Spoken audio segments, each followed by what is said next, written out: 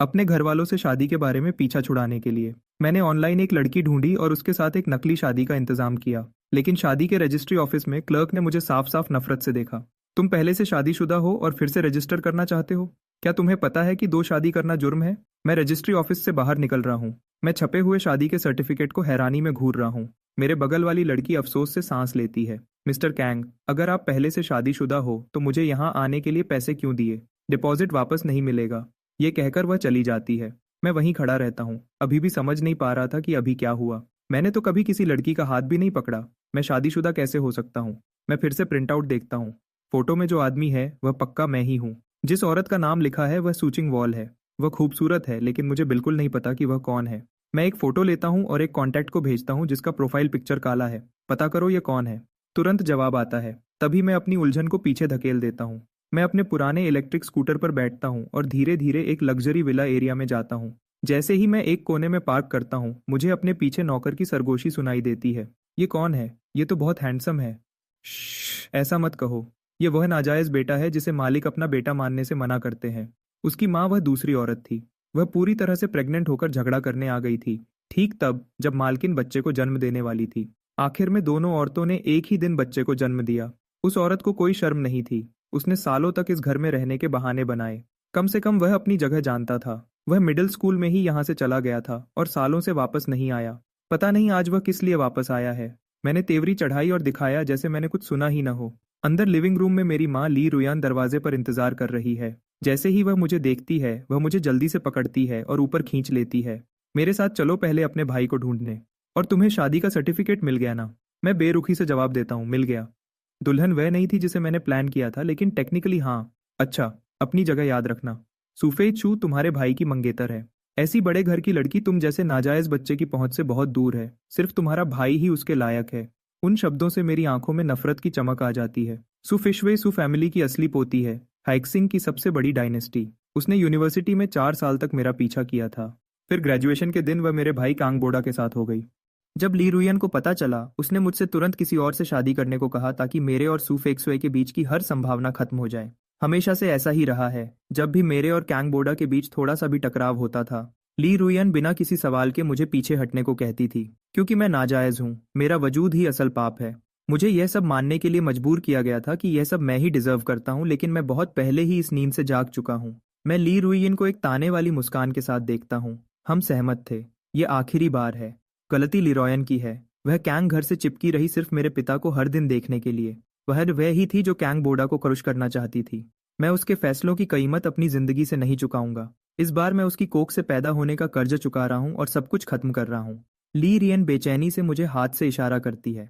ठीक है, ठीक है। बातें करते हुए हम कैंग बोडा के कमरे में पहुंच जाते हैं। कैंग बोडा मुझे देखकर ऊपर देखता है। नांजू, तुम यहाँ कैसे? मैं जवाब देने ही वाला होता हूँ, तभी ली रुयन बीच में बोलती है। बोडा, नांजू की आज शादी हो गई। कांगबोडा हैरान दिखता है। इतनी जल्दी? वह कौन है?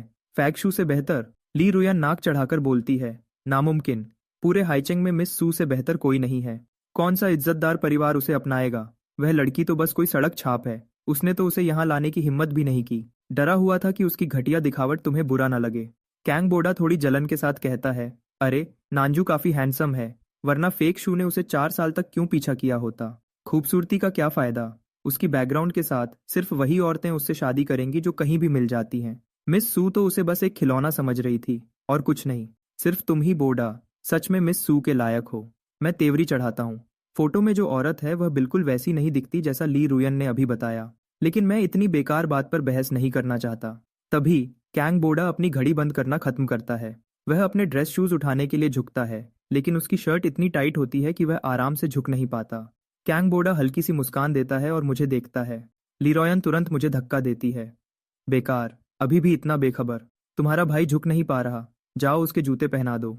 फिर से, क्या ली रुइन अभी भी सोचती है कि मैं वही नादान छोटा लड़का हूं जो हर मार चुपचाप सह लेता था? मैं अपना चेहरा खाली रखता हूं और मेरी आवाज में बेचैनी आ जाती है। तुम खुद ही उसके जूते पहना दो। कैंग नंजू, ये कैसी बदतमीजी है? क्या तुम्हें लगता है कि शादी करने से तुम बहुत बड़े हो गए हो? तुम्हारी वह बीवी तो बस पैसे के पीछे भागने वाली है। तुम जल्दी ही कैंग फैमिली के पास वापस आओगे। अगर तुम अभी अपने भाई से अच्छे से नहीं रहोगे तो वह दिन आएगा जब तुम और तुम्हारी बीवी उसके पैरों में भीख मांगोगे।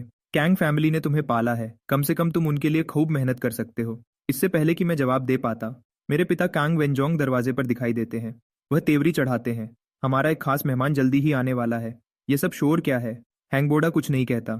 ली रुहियन नाटक करते हुए रोने लगती है। यह इस कमबख्त लड़के की वजह से है। उसने आज अपना शादी का सर्टिफिकेट ले लिया है और अब वह अपनी माँ की इज्जत नहीं करता।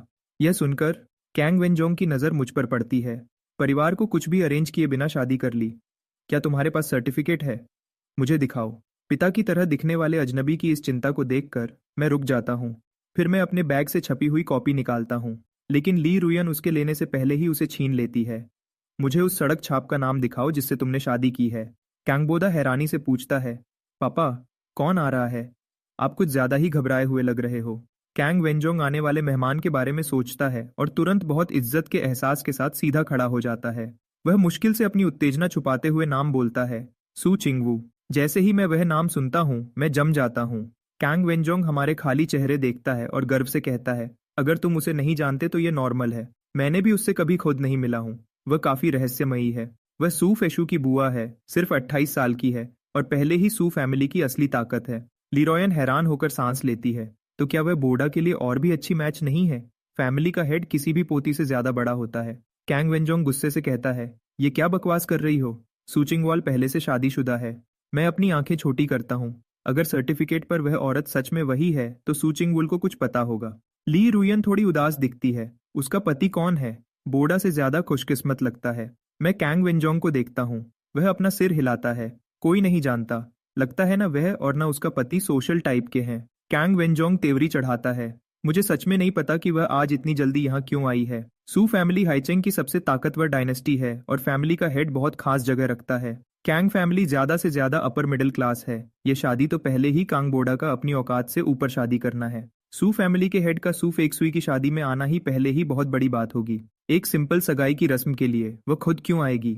ली रोयन यकीन से कहती है, यह इसलिए होगा क्योंकि बोडा इतना खास है कि सू फैमिली ने उस पर ध्यान दिया है। वह बिना पढ़ा हुआ प्रिंटआउट मेरे हाथों में वापस थमा देती है और मुश्किल से अपनी उत्तेजना छुपाते हुए कैंग बोडा का हाथ पकड़ लेती है। मैं खुद को एक ताने वाली मुस्कान देता हूँ। वह उसकी अपनी माँ से भी ज्यादा दिलचस्पी दिखा रही है।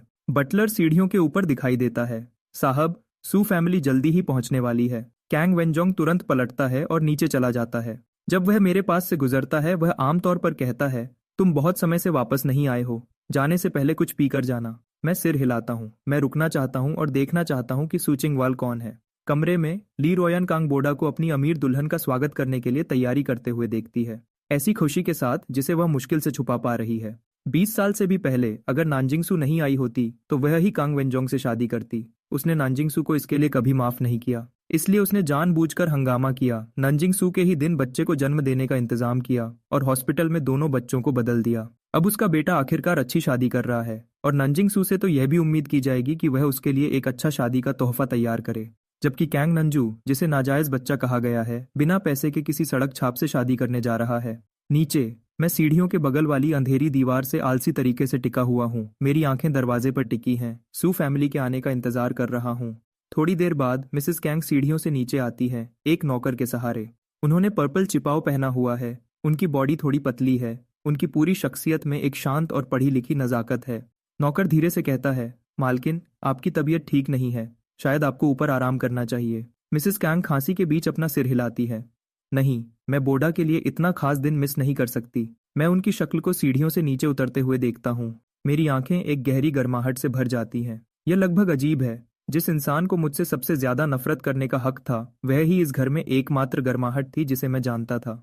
जब मैं छोटा था, लाइब्रेरियन अक्सर मुझे खाना खिलाना भूल जाती थी। मैं मुश्किल से चलना सीखा था जब मैं कचरे के डिब्बों में खाना ढूंढ रहा था क्योंकि मैं भूखा था। एक दिन मिसेस कैंग ने मुझे ऐसा करते हुए देखा। उसके बाद वह चुपचाप हर दिन मेरे लिए बगीचे में खाना छोड़ जाती थी। उन्होंने यह 12 साल तक किया। उनकी दया के बिना मैं शायद भूखा मर जाता। उन्हें कॉरिडोर में गायब होते हुए देखकर और उनकी खांसी की आवाज सुनकर मैं चिंता से तेवरी चढ़ाता हूँ। तभी दरवाजे पर हलचल होती है। सू फैमिली आ गई है। कैंग वेंजोंग और मिसेस कैंग उनका स्वागत करने जाते हैं। थोड़ी देर की बातचीत के बाद एक पूरा जुलूस अंदर आता है। मैं सूचिंग को जैसे ही वह अंदर आती है देख लेता हूँ। वह असल में फोटो से भी ज्यादा खूबसूरत है।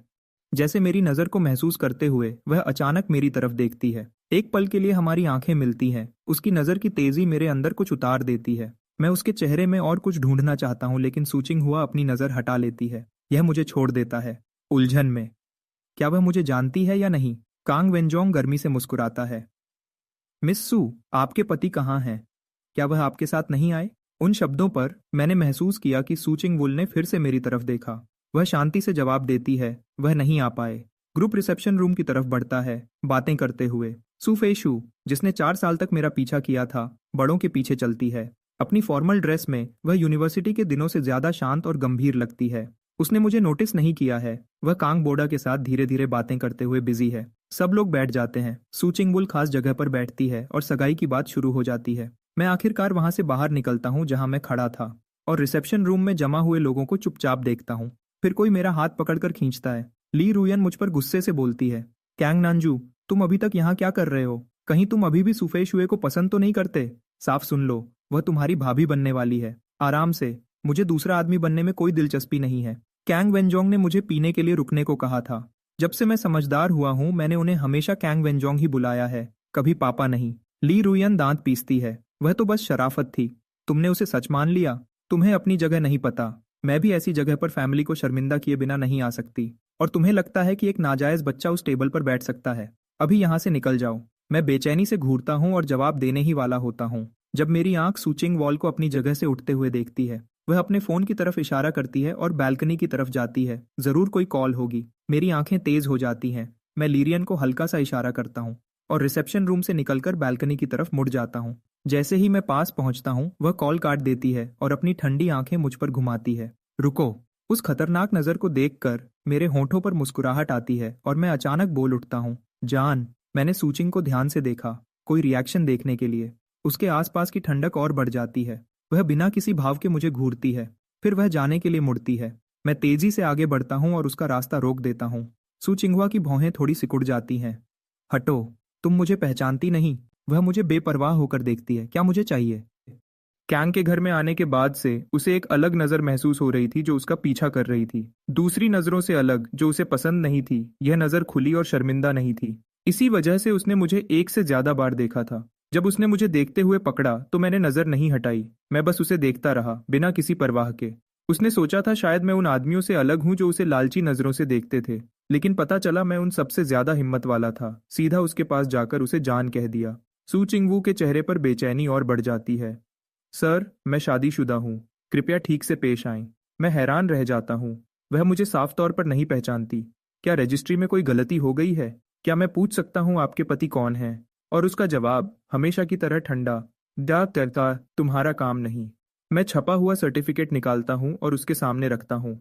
मिस सू, वहाँ जो नाम है वह आपका होना चाहिए। सू चिंगवा उस प्रिंटआउट को देखती है। उसकी आंखें दूल्हे के नाम कांग नानजू पर जाती हैं। जब वह फिर से ऊपर देखती है तो उसकी आवाज रूखी होती है। मिस्टर कैंग, अगर आप डॉक्यूमेंट्स झूठे बना रहे हैं तो कम से कम ठीक से बनाएं। यह कहकर सू चिंगवुल रिसेप्शन रूम को पूरा छोड़कर गार्डन से होते हुए कार पार्क की तरफ बढ़ जाती है। मैं उसके पीछे जाता हूँ समझाने के लिए। 2 बॉडीगार्ड्स काले कपड़ों में बाहर आते हैं और मेरा रास्ता रोक देते हैं। मैं रुक जाता हूँ और उसे आवाज देता हूँ, मिस सू, यह सर्टिफिकेट असली है। अगर आपको यकीन नहीं तो रजिस्ट्री ऑफिस में चेक कर लो। सू चिंगहुआ धीमी नहीं होती। वह कार में बैठती है और पीछे देखे बिना चली जाती है।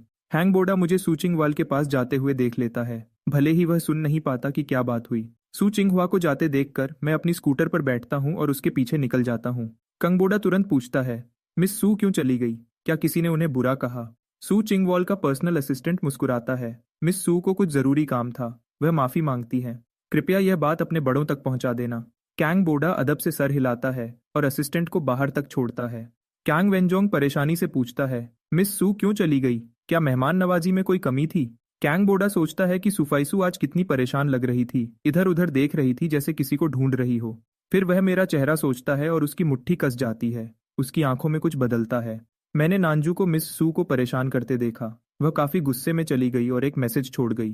क्या मैसेज? मिस सू ने कहा कि आपको अपने घर को ठीक से संभालना चाहिए। नानजू ने जो किया उसके बाद वह सोच रही है कि क्या सू फैमिली हमारी परवरिश पर सवाल उठाएगी। कैंग वेंजोंग का चेहरा लोहे जैसा भूरा हो जाता है।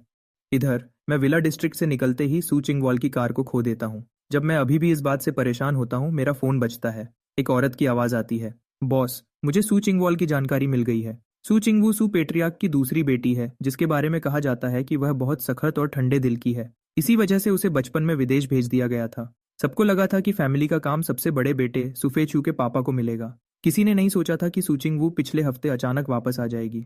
उसने किसी तरह पेट्रियार्क को अपनी जगह छोड़ने पर मजबूर कर दिया और सू ग्रुप का सीधा कंट्रोल ले लिया। मैं घूरता हूँ, उसके कॉन्टैक्ट डिटेल्स और स्केड्यूल ढूंढो। मैं उसके पास जाऊंगा। मैं फ़ोन काट देता हूँ और अपनी कनपट्टियाँ रगड़ता हूँ। ये मुश्किल होने वाला है। सू चिंगवाल बॉडीगार्ड्स के साथ सफ़र करती है, उस तक पहुंचना आसान नहीं होगा। मुझे अपना मुंह नहीं चलाना चाहिए था और उसे जान नहीं कहना चाहिए था। मैंने उसे भगा दिया। मैं लंबी सांस लेता हूँ, स्कूटर स्टार्ट करता हूँ और आराम से घर की तरफ निकल जाता हूँ। शहर के भीड़-भाड़ वाले इलाके को पीछे छोड़कर मैं बाहर के अर्बन गांव की तरफ जाता हूँ। जब मैं मिडिल स्कूल में कैंग के घर से निकला था तो मेरे पास कुछ भी नहीं था, इसलिए मैंने यहाँ एक पुराना घर किराए पर ले लिया। मैं उस जगह का आदी हो गया और कभी वहां से नहीं गया। मैं घर से बस थोड़ी दूर होता हूँ जब एक 80 या 90 साल की बूढ़ी औरत सड़क किनारे से अचानक बाहर आती है। मैं जोर से ब्रेक लगाता हूँ, लगभग उसे टकरा ही जाता हूँ। पहले मुझे लगा कि यह कोई धोखा हो सकता है, लेकिन जल्दी ही कुछ बताता है कि ऐसा नहीं है। बूढ़ी औरत छोटी और पतली है, लेकिन अच्छे कपड़े पहने हुए है। वह साफ तौर पर किसी आम फैमिली से नहीं है। उसके गले में एक टैग लटका हुआ है जिस पर एक फ़ोन नंबर और यह शब्द लिखे हैं, अगर यह बूढ़ी औरत भटकती हुई मिले तो कृपया इस नंबर पर कॉल करें। दिमागी बीमारी, साफ दिख रहा है। मैं सोचता हूँ ये किसकी दादी है। मैं अपना फ़ोन निकालता हूँ और टैग पर लिखा नंबर डायल करता हूँ। इससे पहले कि फ़ोन बजता, बूढ़ी औरत अचानक मेरा हाथ मजबूती से पकड़ लेती है। उसकी धुंधली आंखों में चमक आती है। मेरी पोती का पति, तुम मेरी पोती के पति हो। मैं अनजाने में हिलता हूँ। मैं 22 साल से अकेला हूँ और मुझे 2 बीवियाँ कैसे मिल गईं। रजिस्ट्री ऑफिस आज लगता है होलसेल में काम कर रहा है। मुझे ये इतना मज़ेदार लगता है कि मैं उसके साथ खेलने लगता हूँ। दादी, आपकी पोती कौन है? बूढ़ी औरत अपनी भौहें सिकुड़ती है और सोचती है, मेरी पोती, उसका नाम क्या था? हाँ, वह सू से शुरू होता है। सू कुछ। नाम उसके दिमाग में आता है और उसके बोलने से पहले ही गायब हो जाता है। वह परेशान हो जाती है, मुंह खोलती और बंद करती है, शब्द नहीं निकाल पाती। आराम से, दादी। अगर आपको याद नहीं आ रहा तो कोई बात नहीं। मैं उसे तसल्ली देता हूँ और नंबर डायल करता हूँ। ज्यादा दूर नहीं, पास की एक सड़क पर सू चिंगवोल एक लग्जरी कार में बैठी है। उसका चेहरा गुस्से में है। उसके बगल में उसकी असिस्टेंट ल्यू हुआ सांस लेने की भी हिम्मत नहीं करती। लुजुआ ध्यान से कहती है, ये मेरी गलती थी कि मैंने उनका ठीक से ख्याल नहीं रखा। मैंने बूढ़ी मैडम को भटकने दिया। सू चिंगवू कुछ नहीं कहती, उससे ठंडक निकल रही है। दादी सू अक्सर ज्यादातर समय कुछ नहीं बोलती, लेकिन आज उन्हें अचानक सब कुछ याद आ गया, सबको भेज दिया और खुद ही निकल गई। सिक्योरिटी फुटेज में दिखा कि वह पब्लिक बस से शहर के बाहर तक चली गई थी। वह इलाका खराब है जहां कई सड़कों पर कैमरा नहीं है। वह लोग गली गली ढूंढ रहे हैं। तभी सूचिंग वॉल का फोन बजता है। वह तुरंत उठाती है। एक शांत आदमी की आवाज आती है, हेलो, आपके घर के बूढ़े सदस्य मेरे पास हैं। कार का माहौल ठंडा पड़ जाता है। सब लोग तुरंत हरकत में आते हैं। एक आदमी पुलिस को कॉल करने के लिए फोन उठाता है, दूसरा सिग्नल ट्रेस करना शुरू करता है। सू चिंगवू की आंखें तेज हो जाती हैं। उसकी आवाज बर्फ जैसी ठंडी हो जाती है, तुम्हें कितने पैसे चाहिए? दूसरी तरफ की आवाज आराम से और बिना जल्दी के होती है, मैं कोई किडनैपर नहीं हूं, मैं बस आपको बताना चाहता था कि बूढ़ी औरत ठीक है और किसी को उनका ज्यादा अच्छे से ख्याल रखना चाहिए। मैं एड्रेस देता हूं और फोन काट देता हूं। सू चिंगवू की आंखें थोड़ी ऊपर उठती हैं। वह बिना जल्दी वाली आवाज अजीब तरह से जानी पहचानी लगती है। 5 मिनट बाद वह उस जगह पर पहुंचते हैं, लेकिन जिस लड़के ने कॉल किया था वह कहीं नहीं दिखता। सिर्फ एक पुलिस वाला बूढ़ी औरत के साथ वहां खड़ा है। सू चिंगवू दादी सू से पूछती है, आप यहाँ कैसे पहुंची? बूढ़ी औरत राज की बात बताने वाले अंदाज में कहती है, मैं अपनी पोती के पति को ढूंढने आई थी, वह यहीं पास में रहता है। सू चिंगवुल रुकती है। वह लंबी सांस लेती है। दादी, कोई पति नहीं है, नामुमकिन, मैंने उसे देखा था। उस बेदर्द लड़के ने मुझे पुलिस के हवाले कर दिया और चला गया। अब मुझे अपना फोन दो। सूचिंग फोन दे देती है। बूढ़ी औरत कॉन्टैक्ट से हाल ही में आए नंबर को अपनी छोटी नोटबुक में कॉपी कर लेती है। अब उसके पास अपनी पोती के पति का नंबर है। अगली सुबह जल्दी मुझे अपने यूनिवर्सिटी सुपरवाइजर का फोन आता है। जैसे ही मैं प्रोफेसर लियांग के ऑफिस में जाता हूँ, मुझे कांग बोडा और ली रोयुन पहले से ही वहां मिलते हैं। मैं अपनी आंखें छोटी करता हूँ। कांग बोडा और मैं दोनों हाइचिंग यूनिवर्सिटी में पढ़ते हैं, जो शहर की सबसे अच्छी है। कैंग बोडा अच्छे नंबरों से अंदर आया था। मैंने जानबूझकर अपनी एबिलिटी से कम नंबर लिए ताकि उसे पीछे न छोड़ दूं और सबसे कम पसंद किया जाने वाला department energy and power engineering चुना। लेकिन 2 साल पहले नई एनर्जी अचानक देश का सबसे गर्म फील्ड बन गया। कैंग बोडा ने तुरंत डिपार्टमेंट बदल लिया और हम फिर से एक ही क्लासेस में आ गए। कैंग बोडा का यहाँ होना एक बात है, लेकिन ली रोयान यहाँ क्यों है? इससे पहले कि मैं और सोच पाता, प्रोफेसर लियांग गंभीर आवाज में बोलते हैं, कैंग नानजू, तुम्हारी पक्की पोस्ट ग्रेजुएट सीट वापस ले ली गई है। जब मैं अभी भी ये बात समझ रहा होता हूँ, प्रोफेसर आगे कहते हैं, तुम्हारी माँ कहती हैं कि तुम्हारा व्यवहार और बैकग्राउंड पोस्ट ग्रेजुएट सिलेक्शन की जरूरतों के हिसाब से नहीं है। क्या तुम दोनों के बीच कोई गलतफहमी है? तुम्हें उनसे माफी मांगनी चाहिए। तुम्हारे आगे बहुत अच्छा फ्यूचर है, एक पल के गुस्से की वजह से अपना फ्यूचर बर्बाद मत करो। कैंग बोडा पहले लंबी सांस लेता है, फिर कहता है, प्रोफेसर लियांग, नानजू की माँ बस उसका भला चाहती हैं। वह मेरी तरफ देखता है। तुमने मिस सू को बुरा कहा। उन्होंने यह साफ कर दिया है कि वह तुम्हें हाईचेंग से बाहर चाहती हैं। मुझे एक पल लगता है यह समझने में कि वह जिस मिस सू की बात कर रहा है वह सू चिंगू है, लेकिन मैंने उससे बस कुछ बातें की थीं और वह जाते वक्त गुस्से में नहीं लग रही थी। जब मैं अभी भी सोच रहा होता हूँ, कैंग बोडा मेरे पास आता है। कांग नानजू, ये एक प्लेन टिकट है जो हमारे पापा ने तुम्हारे लिए खरीदा है। वह चाहते हैं कि तुम विदेश चले जाओ और यह मामला शांत हो जाए, वरना कैंग फैमिली भी तुम्हें बचा नहीं पाएगी। मेरी आंखों में नफरत की चमक आती है। वह बस नहीं चाहते कि मैं कैंग के नाम को इसमें घसीटूं। कैंग बोडा देखता है कि मैं टिकट लेने के लिए कोई हरकत नहीं करता। वह एक बैंक कार्ड निकालता है और ईमानदारी दिखाता है। क्या तुम्हें चिंता है कि तुम विदेश में संभल नहीं पाओगे? इसमें 50,000 हैं। इसे मेरे तरफ से तुम्हारे खर्च के लिए समझ लो। इससे शुरू करो। अगर ये काफी नहीं है तो मैं बाद में अपने अलावेंस से और दे सकता हूँ। कैंग फैमिली का सबसे बड़ा बेटा और वह सिर्फ 50,000 दे सकता है। मुझे यह लगभग मजेदार लगता है। ली रुहियन उससे कार्ड छीन लेती है। बोडा, तुम क्या कर रहे हो? कैंग फैमिली का उसे प्लेन टिकट खरीदना ही बहुत ज्यादा है। वह मेरी तरफ मुड़ती है और हुक्म देती है, अपना सामान पैक करो और देश छोड़ दो। मैंने तुम्हारा यूनिवर्सिटी से नाम कटवाने का काम पहले ही कर दिया है। मैं उसे ठंडी आंखों से देखता हूँ। किस हक से तुम मेरे लिए फैसले लेती हो? इस हक से कि मैं तुम्हारी माँ हूँ और तुम्हारे जैसे नंबरों के साथ ग्रेजुएट होना वैसे भी मुश्किल होगा। बेहतर है जल्दी पैसे कमाने जाओ। प्रोफेसर लियांग तुरंत बोलते हैं, मैडम ली, आपको गलतफहमी हुई है। इस यूनिवर्सिटी में अपने समय के दौरान स्टूडेंट कैंग। ली रुयन उन्हें पूरा करने से पहले ही रोक देती है। प्रोफेसर, आपको उसके लिए बोलने की जरूरत नहीं है। मैं जानती हूँ वह कैसा है। उसने पोस्ट ग्रेजुएट स्टडी सिर्फ इसलिए चाहिए थी क्योंकि बोडा चाहता था। उसे बोडा से अपनी तुलना करने से पहले खुद को अच्छे से देखना चाहिए। प्रोफेसर लियांग हैरानी से कांग बोडा की तरफ मुड़ते हैं। जहां तक मुझे याद है, तुम पोस्ट ग्रेजुएट सिलेक्शन के लिए क्वालिफाई नहीं हुए थे और तुमने एंट्रेंस एग्जाम भी नहीं दिया था। कांग बोडा नम्रता से मुस्कुराता है। मैं स्पेशल डायरेक्ट रिक्रूटमेंट से जा रहा हूँ। एक बड़े प्रोफेसर को जो किसी खास स्टूडेंट को पसंद करता है, उसे सीधा रिक्रूट करने की इजाजत होती है। इसके लिए जरूरी है कि प्रोफेसर का दर्जा बड़ा हो। जब प्रोफेसर लियांग पूछते हैं, कौन से प्रोफेसर? कैंग बोडा थोड़ा नरम होकर बोलता है, डॉक्टर नैन। उनकी क्लीन हाइड्रोजन फ्यूल रिसर्च कामयाब हो गई थी। उसका पेटेंट भी मिल गया था और इससे उन्हें डॉक्टर का खिताब मिला। मैं उसे चुपचाप हैरानी से देखता हूँ। डॉक्टर नैन, मुझे याद नहीं कि मैंने कैंग बोडा को रिक्रूट करने का कोई प्लान बनाया था। प्रोफेसर लियांग की आंखें बड़ी हो जाती हैं। तुम डॉक्टर नैन को जानते हो? कैंग बोडा धीरे से मुस्कुराता है। यह बस इत्तेफाक से हुआ। मेरी माँ ने एक बार डॉक्टर नैन की पढ़ाई के लिए पैसे दिए थे। जब डॉक्टर नैन कामयाब हो गए तो वह हमारे परिवार से मिलने आए। मेरी माँ ने ही उनकी पढ़ाई मुमकिन बनाई थी। तब से वह हमारी फैमिली कंपनी को टेक्निकल सपोर्ट दे रहे हैं। मुझे नहीं लगता वह मेरी कोई भी बात मना करेंगे। मैं अपनी एक आईब्राउ उठाता हूँ। बचपन में मैं कैंग के घर में सिर्फ मिसेस कैंग की देखभाल की वजह से ही जिंदा रह पाया था। जब मेरे पास पैसे आए तो मैंने डॉक्टर नैन बनकर मिसेस कैंग से कांटेक्ट किया। खुद को उनका एहसान चुकाने का एक बहाना देने के लिए मैंने ये कहानी बनाई कि उन्होंने एक बार मेरी पढ़ाई का खर्चा उठाया था। सालों से जब भी उनकी कंपनी में कोई टेक्निकल प्रॉब्लम आती थी, मैं बिना पैसे लिए मदद करता था। लेकिन मैंने कभी कैंग बोडा की हर बात मानने के लिए हाँ नहीं की। उसने बातों को बहुत बढ़ा चढ़ाकर बताया है। प्रोफेसर लियांग उसकी बात पर यकीन कर लेते हैं। डॉक्टर नैन अभी कौन सी यूनिवर्सिटी में पढ़ाते हैं? कैंग बोडा जवाब देता है, मैंने डीन से वादा किया है कि मैं डॉक्टर नैन को यहाँ फैकल्टी में आने के लिए बुलाऊंगा। प्रोफेसर लियांग खुश हो जाते हैं। वह मेरी तरफ मुड़ते हैं। नानजू, तुम्हारा रिसर्च एरिया डॉक्टर नैन से मिलता है। जब सही वक्त आएगा मैं तुम्हें उनसे मिलवाऊंगा। अगर डॉक्टर नैन तुम्हारे लिए बात करने को तैयार हो जाते हैं तो पोस्ट ग्रेजुएट में एडमिशन मिल सकता है। कैंग बोडा चिंता दिखाता है। प्रोफेसर लियांग, सू फैमिली हाईचेंग की सबसे अमीर फैमिली है। वह हर साल यूनिवर्सिटी को बहुत सारा रिसर्च फंडिंग देते हैं। प्रोफेसर लियांग उसकी बात को टाल देते हैं। डॉक्टर नैन की अभी बहुत डिमांड है। मैंने सुना है कि विदेशी यूनिवर्सिटीज उन्हें अपने पास बुलाने के लिए कम्पीट कर रही हैं। बहुत सारी कंपनीज भी उनमें इन्वेस्ट करने के लिए लाइन में लगी हैं। अगर डॉक्टर नैन मदद करने को तैयार हो जाते हैं तो यूनिवर्सिटी उनकी बात को जरूर पहले रखेगी।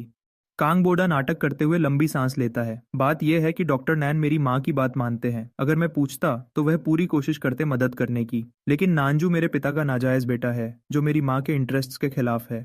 नानजू, कैसा रहेगा अगर मैं तुम्हारी तरफ से डॉक्टर नैन से पूछने जाऊं? मैं ठंडे तरीके से और बिना सोचे समझे मना कर देता हूँ। इस वक्त कैंग बोडा मेरे लिए सिर्फ एक नाटक करने वाला जोकर है। मैं हल्की सी मुस्कान लाता हूँ और सीधे प्रोफेसर लियांग की तरफ मुड़ता हूँ। प्रोफेसर, आप जानते हैं कि मैं कभी पोस्ट ग्रेजुएट पढ़ाई करना नहीं चाहता था। प्रोफेसर लियांग का चेहरा उतर जाता है। उनके चेहरे पर अफसोस साफ दिखता है। उन्होंने ही मेरी काबिलियत को पहचाना था और एडमिशन के लिए बहुत जोर लगाया था। उन्होंने कभी सोचा नहीं था कि बात यहाँ तक पहुंचेगी। उनकी आंखें थोड़ी लाल हो जाती हैं। तो मैं तुम्हें नौकरी के लिए एक रिकमेंडेशन लेटर लिख दूंगा। ली रुइन अपना होंठ सिकोड़ती है। अपनी मेहनत बर्बाद मत करो। इसने मिस सू को नाराज किया है। हाइचिंग में नौकरी ढूंढना, ये तो ख्वाब देख रहा है। प्रोफेसर लियांग गुस्से में कहते हैं, मैं नहीं मानता कि कोई पूरे शहर पर अकेला राज कर सकता है। अगर नांजू को सच में नौकरी नहीं मिलती तो वह वापस आकर मेरा टीचिंग असिस्टेंट बन सकता है। उन शब्दों से मेरे अंदर गर्माहट सी दौड़ जाती है। मैं कहता हूँ, प्रोफेसर, मिस सू और मेरे बीच बस एक गलतफहमी है। जब वह ठीक हो जाएगी तो सब कुछ ठीक हो जाएगा। कृपया चिंता मत कीजिए। कैंग बोडा की मुट्ठी कस जाती है। वह समझ नहीं पाता कि जब वह एक मॉडल स्टूडेंट है तो प्रोफेसर लियांग सिर्फ मामूली दिखने वाले कैंग नांजू पर ही क्यों ध्यान दे रहे हैं। गुस्से से जलते हुए कैंग बोडा ली रुयन की तरफ देखता है और बोलता है, क्या नांजू सच में मिस सू को परेशान करता रहेगा? वह शादीशुदा है। इस तरह का बर्ताव तुम पर बहुत बुरा असर डालेगा। ली रुहियन बिल्कुल वैसा ही गुस्सा हो जाती है जैसा सोचा था और उसी वक्त मेरे चेहरे पर थप्पड़ मार देती है। मैं उसे हैरानी से घूरता हूँ। मैंने सोचा नहीं था कि वह प्रोफेसर ली हेंग के सामने सच में मुझे मारेगी। ली रुयन में शर्म का कोई निशान नहीं दिखता। वह मेरी तरफ उंगली दिखाती है। कुछ साल अलग रहकर तुम भूल गए कि इस घर में कैसे रहते हैं। अभी अपने भाई से माफी मांगो और वादा करो कि तुम सू फैमिली के पास कभी नहीं जाओगे। मेरी आंखों से गर्माहट चली जाती है, सिर्फ ठंडक रह जाती है। उसने मेरी पिछले दिन की कोई भी बात दिल पर नहीं ली थी। क्या वह अब भी सोचती है कि मैं वही नादान लड़का हूं जो हर बात चुपचाप मान लेता था और हर चीज में कैंगबोडा की बात मानता था? अगर समझदारी से काम नहीं बनेगा तो मुझे मत दोष देना अगर मैं पीछे नहीं हटा। कैंगबोडा के अंदर खुशी की लहर दौड़ जाती है। वह सोचता है, बचपन में तुम मेरे सामने झुकते थे। तुम्हारे बाहर जाने के बाद और यूनिवर्सिटी में दोबारा मिलने पर भी वही पुराना रूप, लेकिन अचानक इतना कॉन्फिडेंस। आज इसे अपनी जगह पर वापस आने दो। कांगबोडा अभी भी यही सोच रहा होता है जब मैं धीरे से उसकी तरफ चलता हूँ। जैसे ही उसके होंठों के किनारे पर मुस्कान आने लगती है, माफी की उम्मीद में, मैं अपना सर ऊपर करता हूँ और अपनी मुट्ठी जोर से उसके चेहरे पर मारता हूँ। कैंग का सर घूम जाता है। वह पूरी तरह से हैरान रह जाता है। ली रुयन चीखती है और आगे बढ़ती है, कैंग नंजू, तुम्हारी हिम्मत कैसे हुई उसे मारने की? मैं तेजी से मुड़ता हूँ और मुझसे कुछ खतरनाक सा निकलता है। लिरोयन जहाँ खड़ी थी वहीं रुक जाती है। तुम क्या कर रहे हो? मैं तुम्हारी माँ हूँ। तुम सच में मुझ पर हाथ नहीं उठाओगे? मेरी आवाज़ बर्फ जैसी ठंडी है। तुम कभी मेरी माँ नहीं थी, तो मुझसे बेटे जैसा प्यार की उम्मीद मत रखना। आज के बाद मेरी जिंदगी से दूर रहना, और जो कुछ भी तुम मेरे साथ करोगी मैं उसका दोगुना कंगबोडा पर वापस करूंगा। मैं प्रोफेसर लियांग को झुककर सलाम करता हूँ, उन्हें 4 साल की गाइडेंस के लिए शुक्रिया कहता हूँ और उन्हें बताता हूँ कि जब सब ठीक हो जाएगा तो मैं वापस आऊंगा। मैं मुड़ता हूँ और बिना किसी झिझक के बाहर निकल जाता हूँ। ली रुयन तभी होश में आती है जब मैं उसकी नज़र से गायब हो चुका होता हूँ। मैं अभी कैंपस के गेट से बाहर निकला ही था जब GWOL का फोन आता है। बॉस, सब पता चल गया। अब मैं समझ गया कि सू चिंगवोल लोगों को क्यों कहती है कि वह शादीशुदा है लेकिन तुम्हें पहचानती नहीं। सू फैमिली बाहर से तो बहुत शानदार दिखती है लेकिन अंदर की पावर स्ट्रगल बहुत तेज है। सू फैमिली के मुखिया सबसे बड़े बेटे की तरफ थे और फैमिली को उन्हें ही देना चाहते थे। छोटी बेटी होने की वजह से सू चिंगवू को हमेशा दबाया जाता था। कुछ साल पहले मुखिया ने उसके लिए कई गलत रिश्ते तय किए थे। इससे बहुत हंगामा हुआ था। यह तभी रुका जब सू चिंगवॉल ने कहा कि उसने पहले ही एक मामूली बैकग्राउंड वाले लड़के से शादी रजिस्टर करवा ली है और उसका यह पति एक दिलचस्प शख्सियत है। वह कभी पब्लिक में नहीं दिखा और न ही सू फैमिली की किसी गैदरिंग में आया।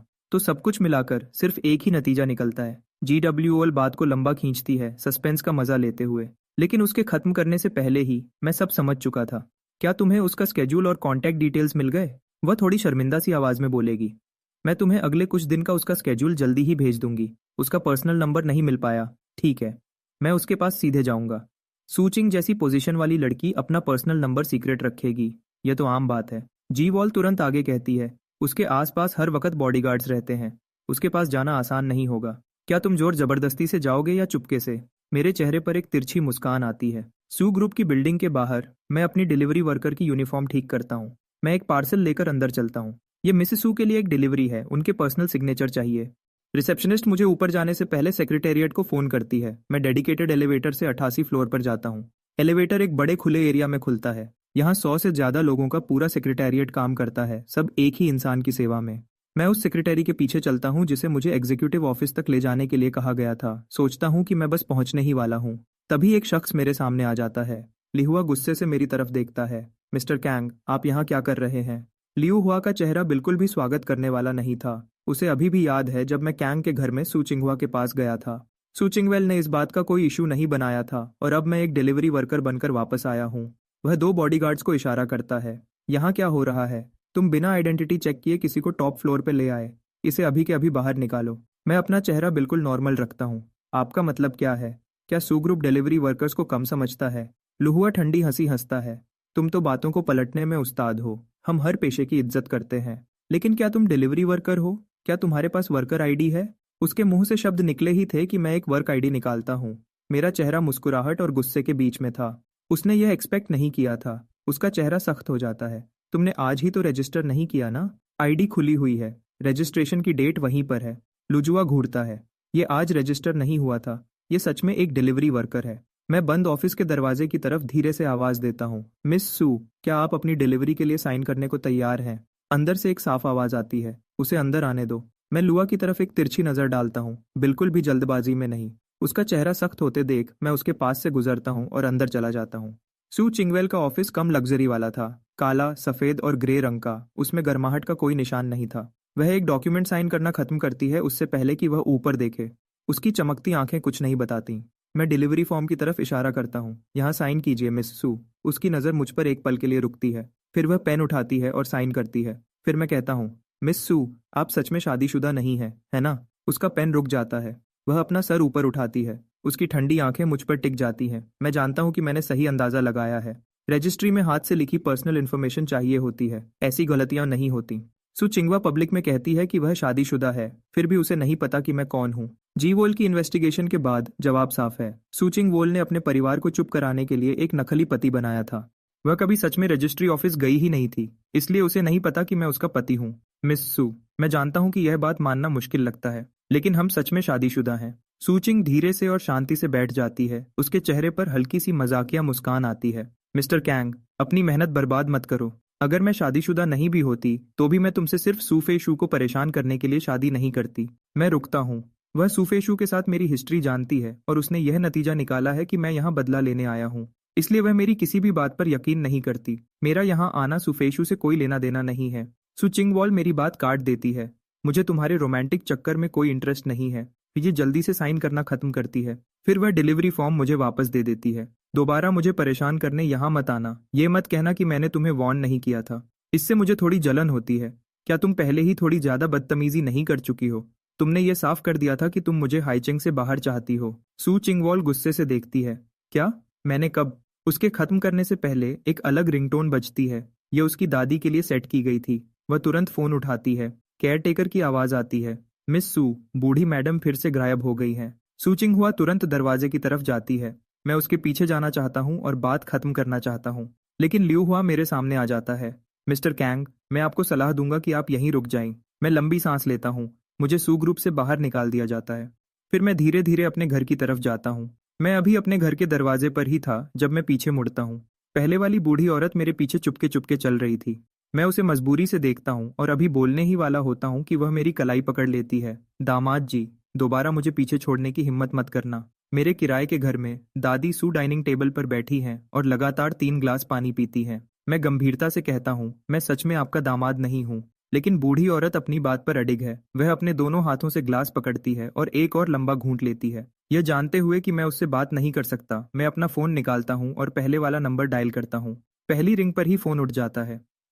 हेलो। औरत की आवाज कुछ जानी पहचानी सी लगती है। मैं अभी बोलने ही वाला होता हूँ कि बूढ़ी औरत मेरे हाथ से फोन छीन लेती है।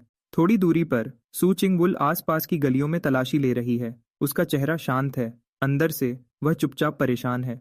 यह दादी 87 साल की हैं और उन्हें डिमेंशिया है। शरीर कुछ समय से कमजोर हो रहा है। खतरा हमेशा बना रहता है। जैसे ही उसका फोन बजता है वह उठाती है और यहाँ उसकी दादी की आवाज है, हैरतअंगेज रूप से मजबूत और साफ। मुझे लेने मत आना, मैं अपने दामाद के साथ हूँ। दामाद जी, नंबर वही पहले वाला है। तो वह फिर उस लड़के के साथ है।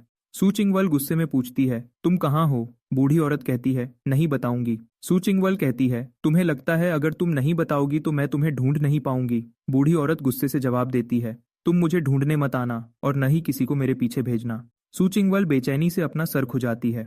वह फोन पर हाथ रखकर धीरे से डॉक्टर से पूछती है, क्या हम उन्हें जबरदस्ती वापस ला सकते हैं? डॉक्टर अपना सर हिलाता है। अभी उनकी हालत में उन्हें परेशान नहीं कर सकते। बेहतर होगा उनकी मर्जी मान ली जाए। पहले वाला लड़का खतरनाक नहीं लग रहा था। सू चिंगवल न चाहते हुए भी बात मान लेती है और फोन की तरफ मुड़कर प्यार से कहती है, दादी, मुझे अभी भी आपकी दवा लानी है। बूढ़ी औरत जवाब देती है, मेरी दवा मेरे पास है, फिक्र करना छोड़ दो। अच्छी लड़की बनो और मेरा इंतजार करो जब मैं तुम्हारे पति को घर लाऊंगी। यह कहकर वह फोन काट देती है और मुझे वापस दे देती है। वह खुद पर बहुत खुश लगती है। दामाद, काम हो गया। मैं हैरान हूँ, ये कैसी फैमिली है जो एक बूढ़े इंसान को ऐसे किसी अनजान के पास छोड़ देती है। मैं वापस कॉल करने ही वाला होता हूँ कि एक नोटिफिकेशन बजती है। उस नंबर से एक कॉन्टैक्ट रिक्वेस्ट आई है जिसमें लिखा है पोती। मैं रिक्वेस्ट एक्सेप्ट कर लेता हूँ। तुरंत एक मैसेज आता है, कृपया मेरी दादी का थोड़ी देर के लिए ख्याल रखना। उनकी तबीयत ठीक नहीं रहती। उन्हें कोई परेशानी नहीं होनी चाहिए। मैं लगभग हंस पड़ता हूँ। मैं एक ठंडा जवाब टाइप कर रहा हूँ, मैं फ्री नहीं हूँ, ये कोई चैरिटी नहीं है। लेकिन इससे पहले कि मैं खत्म करूँ, मुझे किचन से कुछ आवाज आती है और मैं देखने जाता हूँ। दादी सू अंडे उबाल रही हैं। अगर भूख लगी है तो सिर्फ अंडे नहीं खा सकते। छोटी सी बूढ़ी औरत मुड़ती है। उनका झुर्रियों वाला चेहरा सबसे प्यारी मुस्कान में बदल जाता है। दामाद, एक गरम अंडा अपने चेहरे पर दबाओ, इससे सूजन कम हो जाएगी। मैं चुप हो जाता हूँ। शायद मैंने खुद ध्यान नहीं दिया था। मैंने ऐसे दिखाया था जैसे थप्पड़ का कोई मतलब नहीं था। लेकिन जब से यह हुआ था, कुछ ठंडा मेरे चारों तरफ लपेटा हुआ था जो मुझे हर चीज से दूर रख रहा था। बूढ़ी औरत के शब्दों ने उसे हटा दिया। कमरे में गर्माहट भर जाती है। मैं अपने फोन की तरफ देखता हूँ। चैट विंडो पर एक ऑरेंज नोटिफिकेशन चमक रही है। आपको $3 लाख का ट्रांसफर मिला है। नोट, एक हफ्ते का खर्चा। अगर कम पड़े तो बता देना। मैं इनपुट बॉक्स में अभी भी न भेजे गए मैसेज को देखता हूँ। अच्छा हुआ वह भेजा नहीं गया। मैं अपना जवाब फिर से टाइप करता हूँ, ठीक है। मैं ठीक से बता नहीं सकता कि मैंने क्यों हाँ की। मैं सोचता हूँ कि शायद उसने बहुत ज्यादा पैसे दिए थे। कैंग के घर पर कैंग बोडा का गाल बहुत ज्यादा सूज गया है। उंगलियों के निशान साफ दिख रहे हैं। ली रुयन गुस्से से कहती है, वह कमीना कैंग नांजू जरूर जल रहा होगा कि तुम मिस सू फेशुई से शादी कर रहे हो। जब तुम्हारे पापा वापस आएं तो उनसे उसे सख्ती से निपटने को कहना। मिसेस कैंग धीरे धीरे सीढ़ियों से नीचे आती हैं। उनका कमजोर शरीर साफ दिख रहा है। उनकी आवाज धीमी लेकिन मजबूत है। नांजू ऐसा इंसान नहीं है। तुमने जरूर कुछ किया होगा जिससे उसने गुस्सा किया। उनकी आवाज में यकीन साफ था। कैंग बोडा यह देखता है और अपना गुस्सा पी जाता है। वह बात बदलता है। माँ, क्या आप डॉक्टर नैन को हाईचेंग यूनिवर्सिटी में काम करने के लिए बुला सकती हैं? मिसेस कैंग पक्के तौर पर मना कर देती है। बोडा, तुम किसी की शुक्रगुजारी का फायदा नहीं उठा सकते। डॉक्टर नैन ने इन सालों में इस फैमिली के लिए पहले ही बहुत कुछ किया है। कैंग बोडा हैरान नहीं होता। वह कहता है, हाईचेंग यूनिवर्सिटी शहर की सबसे अच्छी है। शायद डॉक्टर नैन सच में वहां जाना चाहेंगे। हम बस यूनिवर्सिटी से उनका कनेक्शन बनाने में मदद कर सकते हैं। इसे ऐसे समझो जैसे हम डॉक्टर नैन ने सालों से हमारे लिए जो किया है उसका बदला चुका रहे हैं। मिसेस कैंग को यह बात थोड़ी ठीक लगती है। वह अपना फोन निकालती है, तो मैं उनसे पूछूंगी। कैंग बोडा उनके पास बैठ जाता है और कहता है, डॉक्टर नैन ने हमारे लिए बहुत कुछ किया है। कर्ज तो कब का चुका दिया गया है। क्या हमें उन्हें एक अच्छे डिनर पर नहीं बुलाना चाहिए? क्या उनसे खुद मिलकर पूछना बेहतर नहीं होगा? कैंग बोडा सोचता है कि डॉक्टर नैन कभी मिसेस कैंग को किसी चीज के लिए मना नहीं करते। अगर वह आते हैं तो मैं उनसे खुद मिलकर उनका पोस्ट ग्रेजुएट स्टूडेंट बनने का आइडिया रखूंगा। डॉक्टर नैन मना नहीं कर पाएंगे। मिसेस कैंग मान जाती है। वह डॉक्टर नैन को एक मैसेज भेजती है, डॉक्टर नैन, क्या आपके पास घर आने का टाइम होगा? जब मैं मैसेज देखता हूँ तो तुरंत चिंता होती है। मिसेस कैंग अचानक क्यों मिलना चाहती हैं? क्या उनकी तबीयत ज्यादा खराब हो रही है? उनकी खांसी के बारे में सोचकर मुझे बहुत जरूरी लगता है। मैं जवाब देता हूँ, फ्री हूँ। लेकिन जैसे ही मैं निकलने वाला होता हूँ, एक और मैसेज आता है, सैटरडे को काम के साथ मैं आपको एक सिंपल खाने पर बुलाना चाहूंगी। मुझे एहसास होता है कि मैंने ज्यादा रिएक्ट कर दिया था। लेकिन कैंग के घर पर खाना, एक अजीब सी मुस्कान आती है। 10 साल पहले जब मैं घर से निकला था, पहले वीकेंड पर मैं वापस गया था। मैं बगीचे में खड़ा था और खिड़की से मिसेस कैंग, कैंग बोडा और कैंग वेंजोंग को देख रहा था। मिसेस कैंग बहुत खुश होकर मुस्कुरा रही थी। ली रुयन ने कहा था, देखो, वह एक असली फैमिली है। वापस मत आना और उन्हें फिर से परेशान मत करना। मैं चुपचाप चला गया। जो बर्थडे गिफ्ट मैं उनके लिए लाया था वह दरवाजे पर रख दिया। उसके बाद हर साल मैं एक गिफ्ट छोड़ देता था। इतने सालों बाद शायद अब उनसे सच में मिलने का टाइम आ गया था। मैं जवाब देता हूँ, मुझे ही होस्ट करना चाहिए। सैटरडे शाम 6 बजे मैं वहां मिलूंगा। मैं उन्हें रेस्टोरेंट की लोकेशन भेज देता हूँ। मिसेस कैंग खुशी खुशी मान जाती है। कैंग के घर जाना सिर्फ बेकार की लड़ाई का मतलब होगा। बेहतर होगा किसी शांत जगह मिलना जहां मैं उनकी तबीयत भी चेक कर सकूं। मैं चैट से बाहर आता हूं और पोती के कई मैसेजेस देखता हूं। दादी सू की देखभाल के लिए निर्देश। मैं चुपचाप दूसरे बेडरूम में जाता हूं और उन्हें एक छोटा वीडियो भेजता हूं। थोड़ी दूरी पर सड़क पर दो पूरी तरह से तैयार गाड़ियां बिना ध्यान खींचे खड़ी हैं। सू चिंगवाल उनमें से एक के अंदर काम कर रही है। नोटिफिकेशन बजती है। सू चिंगवाल अपना फोन उठाती है और देखती है। उसका हमेशा जैसा चेहरा थोड़ा हैरान लगता है। फैमिली डॉक्टर तुरंत पूछता है, क्या बूढ़ी मल्लिका को कुछ हुआ है? सू चिंगवू अपने होंठ दबाती है और उसे फोन दे देती है। वीडियो में दादी सू एक छोटे फूलों वाले बेड पर फैली हुई गहरी नींद में सो रही हैं और खर्राटे ले रही हैं। अभी सिर्फ रात के 9 बजे हैं। दादी सू को रात के 1 बजे से पहले सुलाना आमतौर पर जल्दी माना जाता है। डॉक्टर का चेहरा पूरी तरह से हैरान है। बूढ़ी मल्लिका सच में इस जवान लड़के के साथ सबसे अलग तरह से रिएक्ट करती है। अगर वह उनके साथ हमेशा रह पाए तो मुझे सच में लगता है कि उनकी हालत सुधर जाएगी। सू चिंगहुओ की आंखें थोड़ी गहरी हो जाती हैं। वह अपने मन में कुछ सोच रही लगती है। अगली सुबह मुझे सू चिंगवोल से एक मैसेज मिलता है। क्या मैं आज रात अपनी दादी से मिलने आ सकती हूँ? मैं जवाब देता हूँ, बिल्कुल, कभी भी। मैं उन्हें सही एड्रेस भेज देता हूँ। सू चिंगवाल एड्रेस नोट करती है और जवाब देती है, परेशानी के लिए माफ करना। उन्हें आज रात फैमिली डॉक्टर को लाना होगा अपनी दादी को चेक करने के लिए, वरना उनकी चिंता खत्म नहीं होगी। और कोई जवाब न देखकर सू चिंगवाल समझ जाती है कि मुझे ज्यादा फॉर्मल बातें पसंद नहीं हैं। मेरे दरवाजे के बाहर मैं कुछ न करते हुए इंतजार कर रहा होता हूँ जब एक जानी पहचानी आवाज मुझ तक पहुंचती है। मैं मुड़ता हूँ। एक जाना पहचाना चेहरा। यह सुफेई शू है। वह चेहरा जिसे मैं गर्म और ख्याल रखने वाला याद करता था, अब मुझे गुस्से से देख रहा है। यूनिवर्सिटी में मैं हमेशा अकेला रहता था, एक अकेला इंसान। सुफेई शू गर्म और मिलनसार थी, हमेशा मेरी तरफ आती थी। वह मेरी एक लौटी असली दोस्त थी। अब हमारे बीच की हालत अजीब है। मैं हिचकिचाता हूँ, फिर पूछता हूँ, क्या कुछ गलत है? सू फे वह ठंडी हंसी हंसती है। कैंग बोडा ने मुझे तुम्हारे बैकग्राउंड के बारे में बताया। तुमने इसे क्यों छुपाया? मैं दूसरी औरत और नाजायज बच्चों से सबसे ज्यादा नफरत करती हूँ, और मैं यहाँ तुम जैसे किसी के पीछे 4 साल तक बेवकूफों की तरह भाग रही थी। क्या तुम्हें यह मजेदार लगा? मेरे सीने में कुछ जोर से कस जाता है। उसके अपने माँ बाप की शादी में परेशानी थी। खबरों के मुताबिक एक नाजायज बेटी भी शामिल थी, और फिर भी कैंग बोडा को मेरे बैकग्राउंड के बारे में सिर्फ कहना पड़ा और 4 साल की दोस्ती टूट गई। मैं पीछे हट जाता हूँ और हमारे बीच दूरी बना लेता हूँ। सूफेस शू आगे बढ़ती है। क्या तुम्हें मुझसे कुछ नहीं कहना? क्या समझाऊं? ये समझाऊं कि मैं नाजायज क्यों हूँ, या यह कि मैंने ली रोइन के शरीर से पैदा होना क्यों चुना? मैं एक छोटी बेआवाज हंसी हंसता हूँ और जाने के लिए मुड़ता हूँ। अगर वह मेरे जन्म से आगे नहीं देख सकती तो दोस्ती का कोई फायदा नहीं। मेरी पक्की सोच सुफे शुए के अंदर कुछ गड़बड़ कर देती है। वह मुझे दूर जाते देखती है और उसके अंदर कुछ घबराहट होती है। बिना सोचे वह हाथ बढ़ाती है और मेरी कलाई पकड़ लेती है। तुम जा नहीं सकते। मैं पीछे देखता हूँ, क्या है? सूफे शू का चेहरा सख्त हो जाता है। उसे मेरा यह दूर और अलग रूप पसंद नहीं आता। उसे अपने अंदर कुछ बचाव वाला एहसास होता है।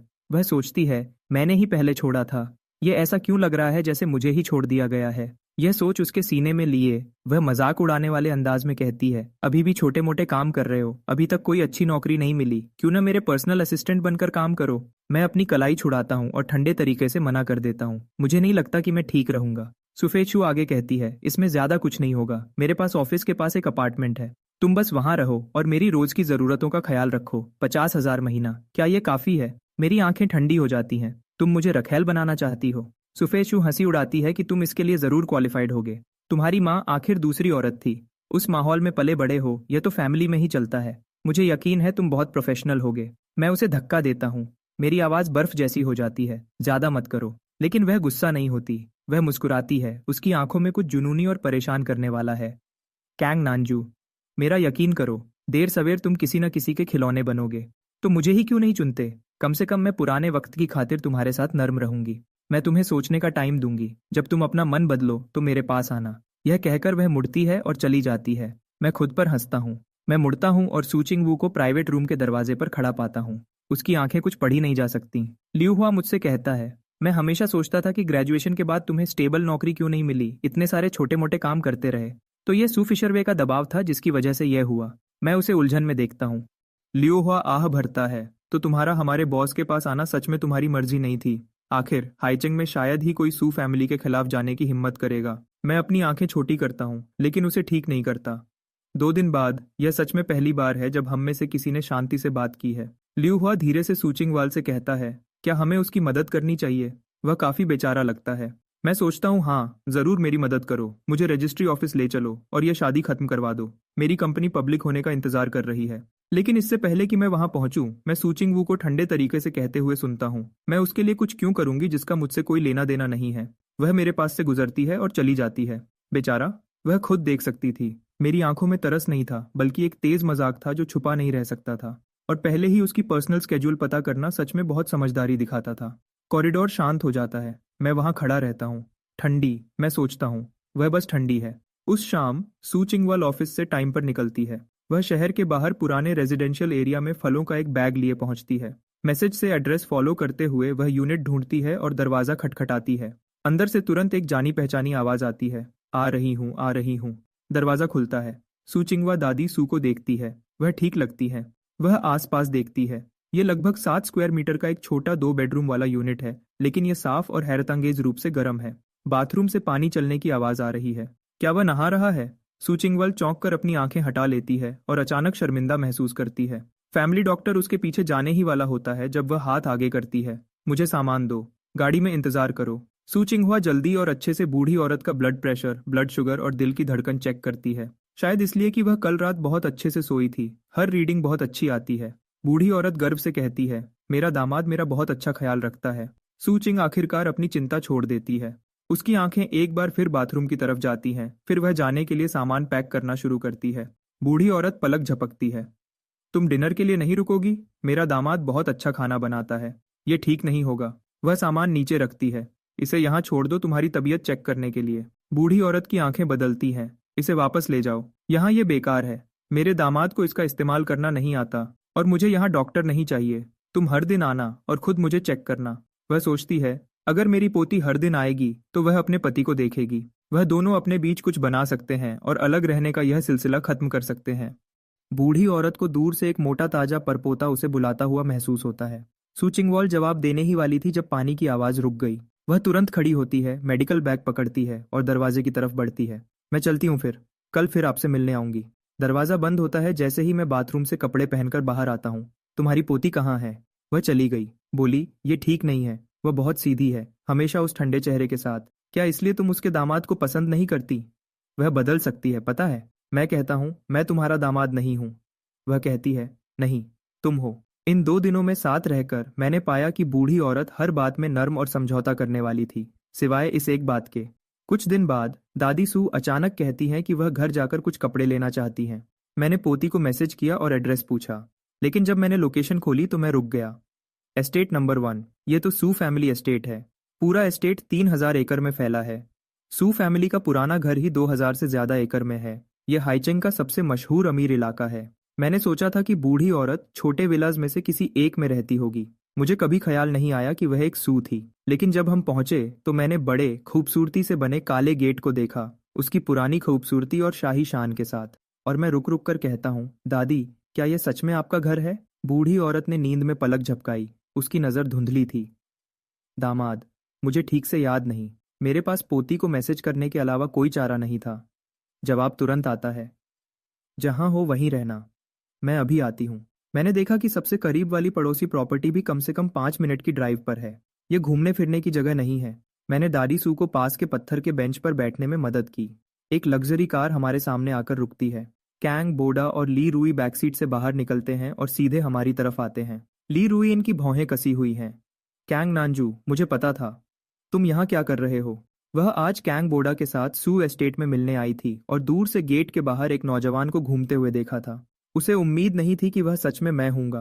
कैंग बोडा बंद गेट को देखता है। नानजू, क्या तुम फिर से मिस सू चिंगवुल को परेशान करने आए हो? इस पर ली रुयन भड़क उठती है। तुम बेशर्म! क्या तुम्हें पता है आज क्या है? अभी के अभी यहाँ से निकल जाओ। अगर तुमने बोडा की फैमिली इंट्रोडक्शन खराब की तो मैं तुम्हें नहीं छोड़ूंगी। मैं उनसे जितना तंग आ चुका हूँ। दादी सू यहाँ है। मैं कोई तमाशा नहीं चाहता। मैंने अपनी जलन को दबाया और सीधे से कहा, मैं बूढ़ी औरत को घर छोड़ने आया हूँ। हम गलत मोड़ पर आ गए थे। कैंग बोडा बिना सोचे कहता है, क्या यह तुम्हारी पत्नी की दादी नहीं है? वह यहाँ कैसे रह सकती हैं? मैंने पलट कर कहा, क्यों नहीं, क्या यह एस्टेट तुम्हारा है? ली रुयन मुझ पर बरसती है। तुम्हें क्या लगता है तुम किसे बेवकूफ बना रहे हो? तुम्हारी गरीब पत्नी की दादी यहाँ रहती है। वह सीधे बूढ़ी औरत की तरफ मुड़ती है। बूढ़ी औरत, अगर आप यहाँ रहती हैं तो बताइए आपका कौन सा विला है? मैं गुस्से में देखता हूँ और बोलने ही वाला होता हूँ जब बूढ़ी औरत अचानक खड़ी हो जाती है। मुझे अब याद आया, ये मेरा घर है। दामाद, मुझे अंदर ले चलो। वह मेरा हाथ पकड़ती है और मुझे गेट की तरफ खींचती है। हम अभी भी एंट्रेंस से लगभग 100 मीटर दूर हैं।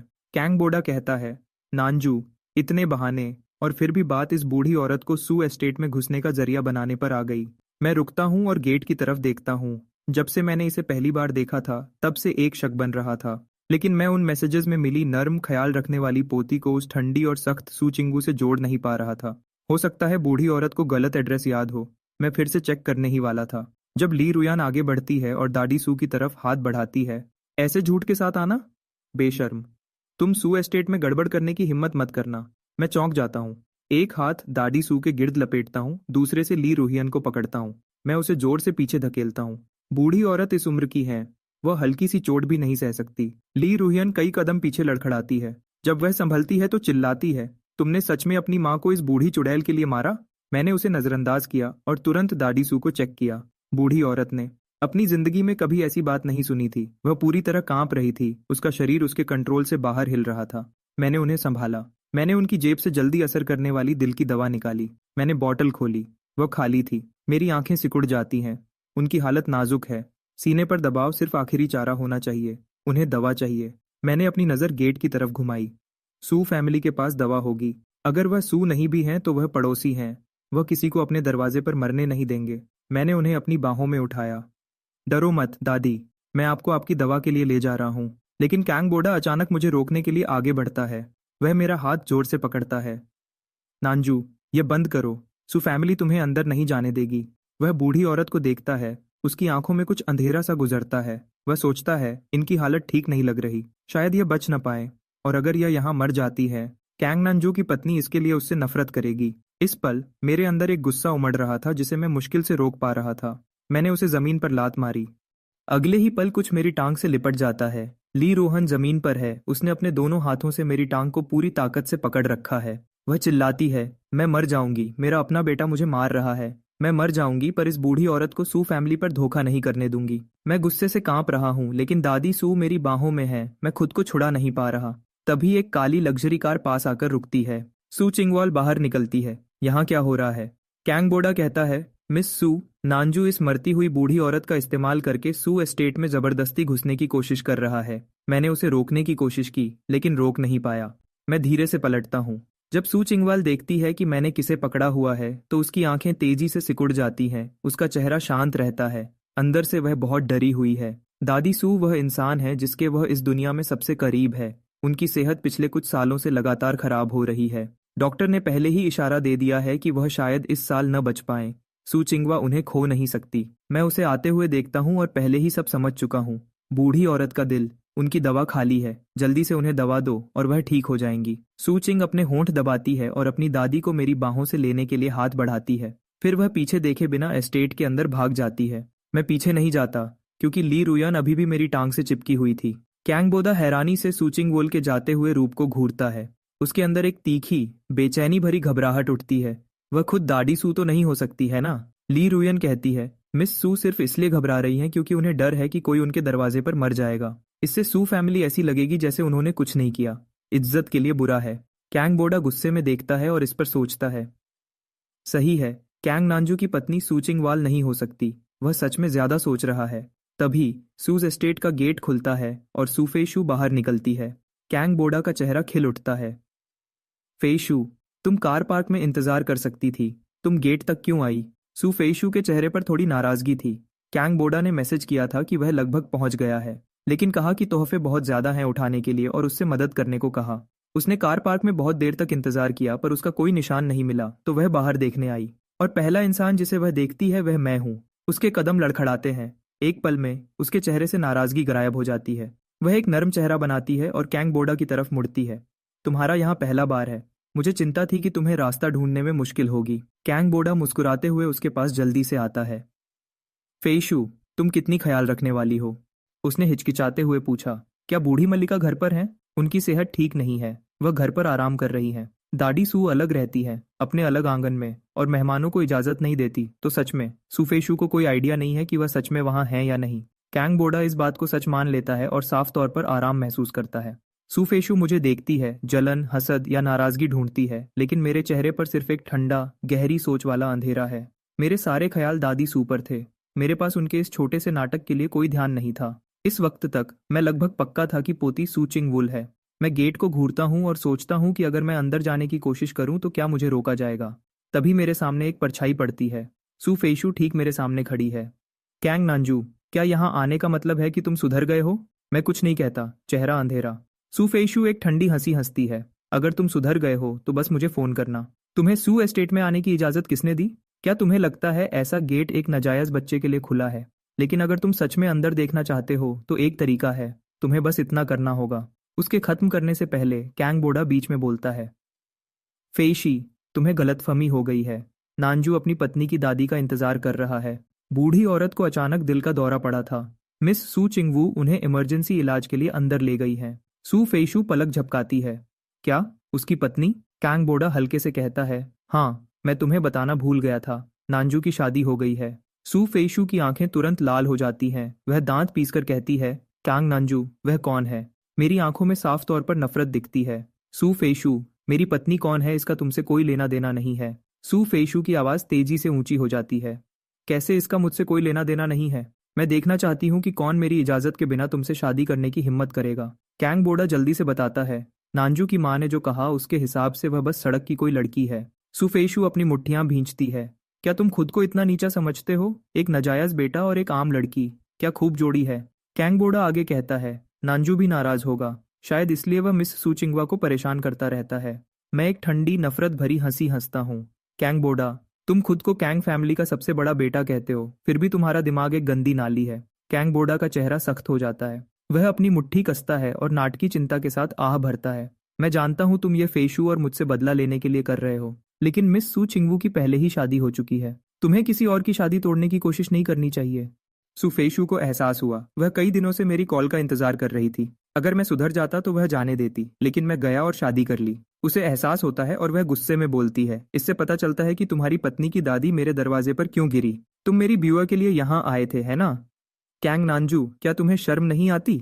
वह गुस्से से मेरी तरफ इशारा करती है और गेट सिक्योरिटी की तरफ मुड़ती है। इसे ध्यान से देखो, इस चेहरे को याद रखना, यह फिर कभी सू स्टेट में कदम नहीं रखेगा। कैंग बोडा अपना सर नीचे करता है ताकि अपने होंठों के किनारे पर बन रही संतुष्टि को छुपा सके। सुफेशु का अभी भी इस गेट पर कुछ कहना चलता है, लेकिन अगले ही पल सू एस्टेट का बटलर अंदर से बाहर आता है। उसकी नजर पूरे ग्रुप पर घूमती है और मुझ पर आकर रुकती है। मिस्टर कैंग नांजू, मिस चिंग आपको अंदर बुलाती हैं। कैंग बोडा जम जाता है। सुफेशु पूरी तरह हैरानी से घूरती है। मैं गेट सिक्योरिटी की तरफ देखता हूँ। मेरे चेहरे पर मुस्कुराहट और नहीं के बीच का कोई भाव था। तो क्या मैं अब अंदर जा सकता हूँ? गार्ड सुफेशु पर एक सावधानी भरी नजर डालता है, फिर बिना हिचकिचाए गेट खोल देता है। वह अच्छे से जानता है कि इस घर में असली ताकत किसके पास है। मैं अंदर जाता हूँ। सुफेशु और दूसरे पीछे पीछे आते हैं। ली रुयन मुझे घूरती है। मिस सूचिंगवाल ने शायद तुम्हें अपनी दादी को लेने के लिए बुलाया है। एक बार जब वह तुम्हें मिल जाए तो तुम दोनों को जल्दी से निकल जाना चाहिए, और हिम्मत भी मत करना सू फैमिली के फर्श गंदे करने की। ओ कमीनी औरत। यह बोलकर वह सब लिविंग रूम में अंदर चले जाते हैं, और वहां मेन सोफा के बीच वाली सीट पर सीधी बैठी हुई ग्रैंडमा सू हैं। बूढ़ी औरत उन्हें तेज नजरों से घूरती है। तुम बुरी औरत, किसे कमीनी कह रही हो? उन्होंने अच्छे फॉर्मल कपड़े पहने हैं, लेकिन उनकी तबीयत अभी भी ठीक नहीं लग रही। सूचिंगवाल उनके बगल में शांत और गंभीर बैठी है। ली रुयन सख्त हो जाती है। कैंग बोडा के पैर लगभग कांपने लगते हैं। सुफेक्सु सही वक्त पर उसका हाथ पकड़ लेती है। सुफेक्सु हैरान दिखती है। क्या हुआ तुम्हें? कैंग बोडा के हाथ कांप रहे हैं। वह पहले ही अपनी औकात से ऊपर शादी कर रहा है। इस घर का हर बड़ा उसके लिए बहुत जरूरी है, जिसे उसे ध्यान से खुश करना है, और उसने पहले ही बूढ़ी मल्लिका को दरवाजे के अंदर आने से पहले ही नाराज कर दिया है। वह जबरदस्ती मुस्कुराता है। नांजू, तुमने हमें क्यों यकीन दिलाया कि बूढ़ी मल्लिका तुम्हारी बीवी की दादी है? तुम्हारी वजह से हमने उनकी बेइज्जती की। मुझे तुरंत महसूस होता है कि कई शक भरी नजरें मेरी तरफ मुड़ जाती हैं। ली रुयन जल्दी से बात समझ जाती है। तुम्हें पता था कि बूढ़ी मल्लिका को भूलने की बीमारी है, और तुमने उन्हें धोखा देने के लिए इसका फायदा उठाया। तुम्हें क्या लगता है सूज एस्टेट कैसी जगह है? घुटनों पर बैठ जाओ और अभी माफी मांगो। मेरी आंखें शांत हो जाती हैं तो वह सब कुछ मुझ पर डाल देंगे, और कैंग बोडा का नाम इस तरह आसानी से साफ कर देंगे। चालाक। एक चाय का कप कमरे में उड़ता हुआ आता है और जोर से टकराता है। गरम चाय ली रुयन के कपड़ों पर गिर जाती है। वह आवाज निकालने की हिम्मत नहीं करती। बूढ़ी मल्लिका की आवाज गुस्से से ऊंची हो जाती है।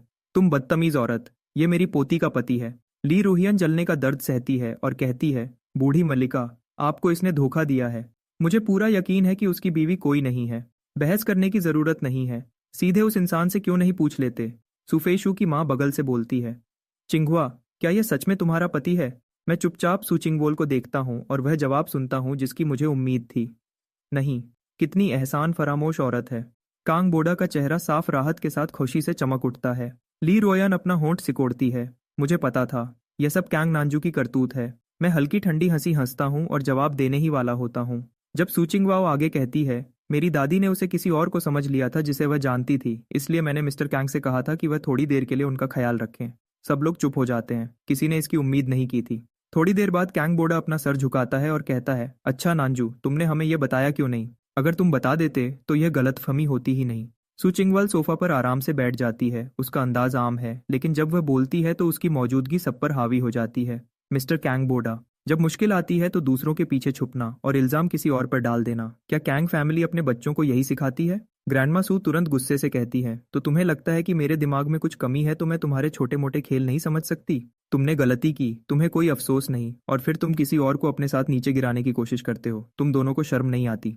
ग्रैंडमा सू सीधे सू फेशुए को देखती हैं। सगाई तोड़ दो, मैं इस आदमी को अपनी पोती के पति के रूप में नहीं मानूंगी।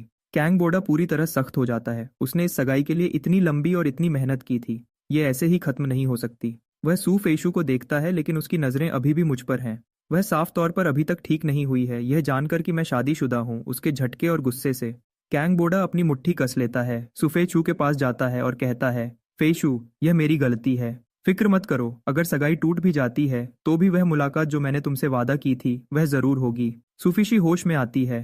कैंग बोडा अभी भी उसे डॉक्टर नान से मिलवाने वाला है। नए एनर्जी प्रोजेक्ट्स के इस दौर में डॉक्टर नान सबसे बड़े नामों में से एक है। वह जल्दी से ग्रैंडमा सू की तरफ मुड़ती है। बड़ी दादी, कैंग बोडा को कुछ पता नहीं था, कृपया उसे माफ कर दीजिए। और वैसे भी सगाई के तोहफे पहले ही बदल चुके हैं, अब सगाई तोड़ना सबके लिए अजीब होगा। ग्रैंडमा सू उसे देर तक देखती है। जो तुम्हारी मर्जी। पोती के मामले उसके माँ बाप को फैसला करने हैं। वह आगे और दखल नहीं देना चाहती। लेकिन सू फेशु की माँ मुस्कुराती है और कहती है, दादी, क्या आप मुलाकात का तोहफा भूल गई? ये सुनते ही ग्रैंडमा सू की पलकें तुरंत झुक जाती हैं। मैं किसी से फेस श्वाई को $1,80,000 ट्रांसफर करवा दूंगी। सू फेशु की माँ का चेहरा सख्त हो जाता है। लेकिन आपने पहले कहा था कि आपको उनके नए शादीशुदा होने पर पैसे की तंगी की चिंता थी। क्या आप उन्हें शेयर्स का 2% नहीं देने वाली थी? सू फैमिली में सबसे अमीर इंसान ग्रैंडमा सू है। वह खुद एक ताकतवर फैमिली से आई थी जिसके पास बहुत सारा दहेज था, और वह सू ग्रुप के 20% शेयर्स को कंट्रोल करती है। सुफेशी की मां लंबे समय से साजिश कर रही थी इस शादी के जरिए उन शेयर्स का एक बड़ा हिस्सा निकालने की। सब कुछ तय था, लेकिन बूढ़ी मल्लिका ने आखिरी पल में अपना इरादा बदल दिया है। ग्रैंडमा सू उसे ऐसी मुस्कुराहट से देखती है जो पूरी तरह मुस्कुराहट नहीं है। मैं इस पोती के दामाद से खुश नहीं हूँ, इसलिए मैंने जो दे रही थी वह बदल दिया है। कैंग बोडा का चेहरा सफेद पड़ जाता है। यह बेइज्जती उसे तोड़ देती है। इस घर में बहुत सारे नौकर हैं, यह बात सब जगह फैल जाएगी। आखिर में पूरा हाईचेंग इसके बारे में सुनेगा। लेकिन ग्रैंडमा सू को इस सब की कोई परवाह नहीं है। वह बस मुझे और सूचिंगवाल को अपने निजी आंगन में ले जाती है। फिर वह दूर जाने का कोई बहाना ढूंढती है, सूचिंगबुल को अपने दामाद का ठीक से ख्याल रखने के लिए छोड़कर। अब आंगन में सिर्फ हम दोनों हैं। रात घनी अंधेरी है। मैं सूचिंगबुल के बगल में खड़ा हूँ। मैं अभी भी सोच रहा हूँ कि शुरुआत कैसे करूं, तभी सूचिंगवाल अचानक मेरी तरफ मुड़कर देखती है। उसकी भौहें चढ़ी हुई हैं और उसकी आंखों में साफ नफरत है। मैंने पीछे हटने से मना कर दिया और उतनी ही सीधी तरह से उसे देखा। सूचिंगवू का चेहरा गुस्से से भर जाता है। वह सोचती है, इसने दादी को यह सब कहने के लिए सच में उकसाया। उसके इरादे साफ तौर पर नेक नहीं है। दादी का उससे इतना जुड़ना एक इत्तेफाका हो सकता है। वहां कोई साफ हेराफेरी का निशान नहीं है। इस आदमी का दादी को अपने पास रखने की मर्जी शायद इसलिए है क्योंकि उन्होंने गलती से अपनी पहचान बता दी थी। फिर मुझे इसकी असल बात याद आती है। मुझे याद है तुमने अपने मैसेजेस में कहा था कि तुम मेरा एक काम करोगी। क्या हम रजिस्ट्री ऑफिस साथ जा सकते हैं और अपनी शादी की हैसियत चेक कर सकते हैं? सू चिंगवेल गुस्से वाले चेहरे से कहती है, ठीक है, लेकिन अगर यह झूठ निकला तो मैं उम्मीद करती हूँ कि तुम मेरी दादी का इस्तेमाल मुझसे करीब आने के लिए बंद कर दोगे। ग्रैंडमा सू का सर एक खिड़की से बाहर निकलता है। क्या तुम मेरे दामाद को तंग कर रही हो? सू चिंगवू का चेहरा सख्त हो जाता है। नहीं, रात का खाना सिंपल है। एक सूप में 4 सब्जियां, सिर्फ 3 लोगों के लिए काफी। लेकिन ग्रैंडमा सू को ज्यादा भूख नहीं है। वह कुछ निवाले खाती हैं और फिर अपनी चॉपस्टिक्स नीचे रख देती हैं। दामाद, मैं थक गई हूँ, चलो घर चलते हैं। कृपया खुद को ज्यादा मत थकाओ, आज रात यहीं घर पर आराम करो। छोटा आंगन एक प्राइवेट केयर फैसिलिटी की तरह तैयार है। हर तरह के मेडिकल उपकरण मौजूद हैं। लेकिन बूढ़ी औरत बेचैनी से मेरा हाथ पकड़ती है। तो क्या तुम रुककर मेरा साथ दे सकते हो? मैं अपनी भौहें सिकोड़ता हूँ और सू चिंगवॉल को देखता हूँ। सच कहूँ तो मुझे भी बूढ़ी औरत की चिंता है, लेकिन इस औरत ने मेरे लिए अपनी नफरत साफ दिखा दी है। वह सोचती है कि मैं बूढ़ी औरत का इस्तेमाल उसके करीब आने के लिए कर रहा हूँ। वह कभी राजी नहीं होगी। सू चिंगवा रुकती है और फिर कहती है, ठीक है। फिर वह मुझे एक मतलब भरी नजर देती है। इशारा साफ है, यह पूरी तरह से उसकी दादी के लिए है। मुझे कोई और ख्याल नहीं रखना चाहिए। ग्रैंडमा सू बहुत खुश होती हैं। वह खरुशी से कहती हैं, जहां मेरा दामाद है वहीं मैं हूँ। रात के खाने के बाद मैं ग्रैंडमा सू को उनके कमरे में वापस ले जाता हूँ। वह आज के वाकये के बाद सच में थक गई होंगी। जैसे ही वह लेटती हैं वह सो जाती हैं। उनकी नींद बहुत बेचैन है। मेरे पास कोई और चारा नहीं है सिवाय बिस्तर के पास बैठने और उनके साथ रहने के। खिड़की के बाहर सू चिंगवू का चेहरा गंभीर है। दादी को क्या हो रहा है? फैमिली डॉक्टर, जिसका साइकोलॉजी में बैकग्राउंड है, कहता है, मैं यह नहीं कह सकता कि बूढ़ी मल्लिका इस नौजवान से इतनी क्यों जुड़ गई है, लेकिन मैं अंदाजा लगा सकता हूँ कि वह इतनी बेचैन क्यों है। मुझे लगता है कि बूढ़ी मल्लिका को महसूस हो रहा है कि वह इस साल शायद न बच पाए। उन्होंने डर है कि जब वह चली जाएंगी तो तुम्हें बांधने के लिए कुछ नहीं होगा। यह दामाद ही एक अकेला इंसान है जिसे वह तुम्हारे साथ रहने के लिए छोड़ सकती है। सु चिंगवुल शांत हो जाती है। उसकी गहरी आंखों में कुछ हलचल होती है जिसे पूरी तरह दबाना मुश्किल है। बहुत देर बाद ही शांति वापस आती है। वह चांदनी में खड़ी है, जैसे वह बस मुड़कर अपने पीछे के अंधेरे को खुद को सौंप देगी। कुछ देर बाद वह अचानक मुड़ती है और तेजी से वापस मेन घर की तरफ जाती है। कैंग बोडा का रात का खाना एक मुश्किल अनुभव है, 2% शेयर्स के नुकसान की वजह से। सुफेशिये की माँ लू मेक्स्यू बहुत नाराज है और नरम बोलने की कोई कोशिश नहीं करती। क्या कांग नांजू तुम्हारी फैमिली का नाजायज बच्चा नहीं है? ये कैसे हो सकता है कि वह बूढ़ी मल्लिका को मना सकता है और तुम नहीं? कैंग बोडा सिर्फ अपना सर झुका सकता है। आंट लू, मेरे पास नांजू जैसी बातें करने का तरीका नहीं है। मैं लोगों को मनाने में उतना अच्छा नहीं हूँ। लूमहू गुस्से से सांस लेती है। मुझे परवाह नहीं कि तुम ये कैसे करते हो। मुझे वह 2% शेयर्स वापस दिलाओ, वरना इस घर में फिर कभी कदम रखने की सोचना भी मत। कैंग बोडा अपनी शिकायतों को निगल जाता है। वह खाना सहता है और आखिर में खुद को जाने की इजाजत दिलाने में कामयाब हो जाता है। लेकिन उसके जाने से पहले सु चिंगवाल वापस आती है। जैसे ही वह अंदर आती है, उसकी मौजूदगी से पूरा कमरा दबाव से भर जाता है। वह टेबल पर बचे हुए खाने को देखती है और उसका चेहरा और भी गुस्से से भर जाता है। उसकी दादी ने आज रात कुछ नहीं खाया और यह लोग यहाँ पूरा खाना मजे से खा रहे थे। लुमेजू वह चेहरा देखती है और समझदारी से कुछ नहीं कहती। यह सुफेशु के पिता सु यूजिन हैं, जो अपनी भौहें सिकोड़ते हैं और पूछते हैं, चिंगवा तुम वापस क्यों आई हो? सु चिंगवा इस आदमी को नजरअंदाज करती है जो सिर्फ नाम के लिए उसका बड़ा भाई है। वह बस कैंग बोडा को देखती है। क्योंकि सगाई अभी भी है तो तुम अब सु फैमिली का हिस्सा हो, सही कहा ना? तो इस फैमिली के सदस्य के रूप में तुम इसके नियम मानोगे। तुमने आज अपने बड़ों की बात नहीं मानी। तुम रात भर एंसेस्ट्रल हॉल के सामने घुटनों पर बैठोगे। सूचिंग उसके पीछे इशारा करती है, बिना किसी को बहस करने का मौका दिए। 2 बॉडीगार्ड्स कांग बोडा के पास आते हैं। यंग मास्टर कैंग, अगर आप कृपया करें।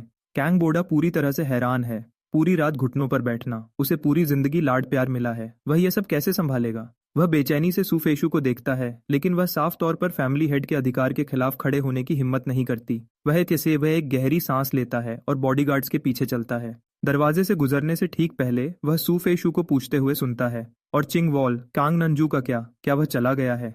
फिर वह सु चिंगवॉल का जवाब सुनता है, जिसमें चेतावनी का सुर है। वह मेरा मेहमान है। वह आज रात एस्टेट में रुक रहा है। कॉन्ग बोडा बॉडीगार्ड्स के साथ एंसेस्ट्रल हॉल पहुंचता है।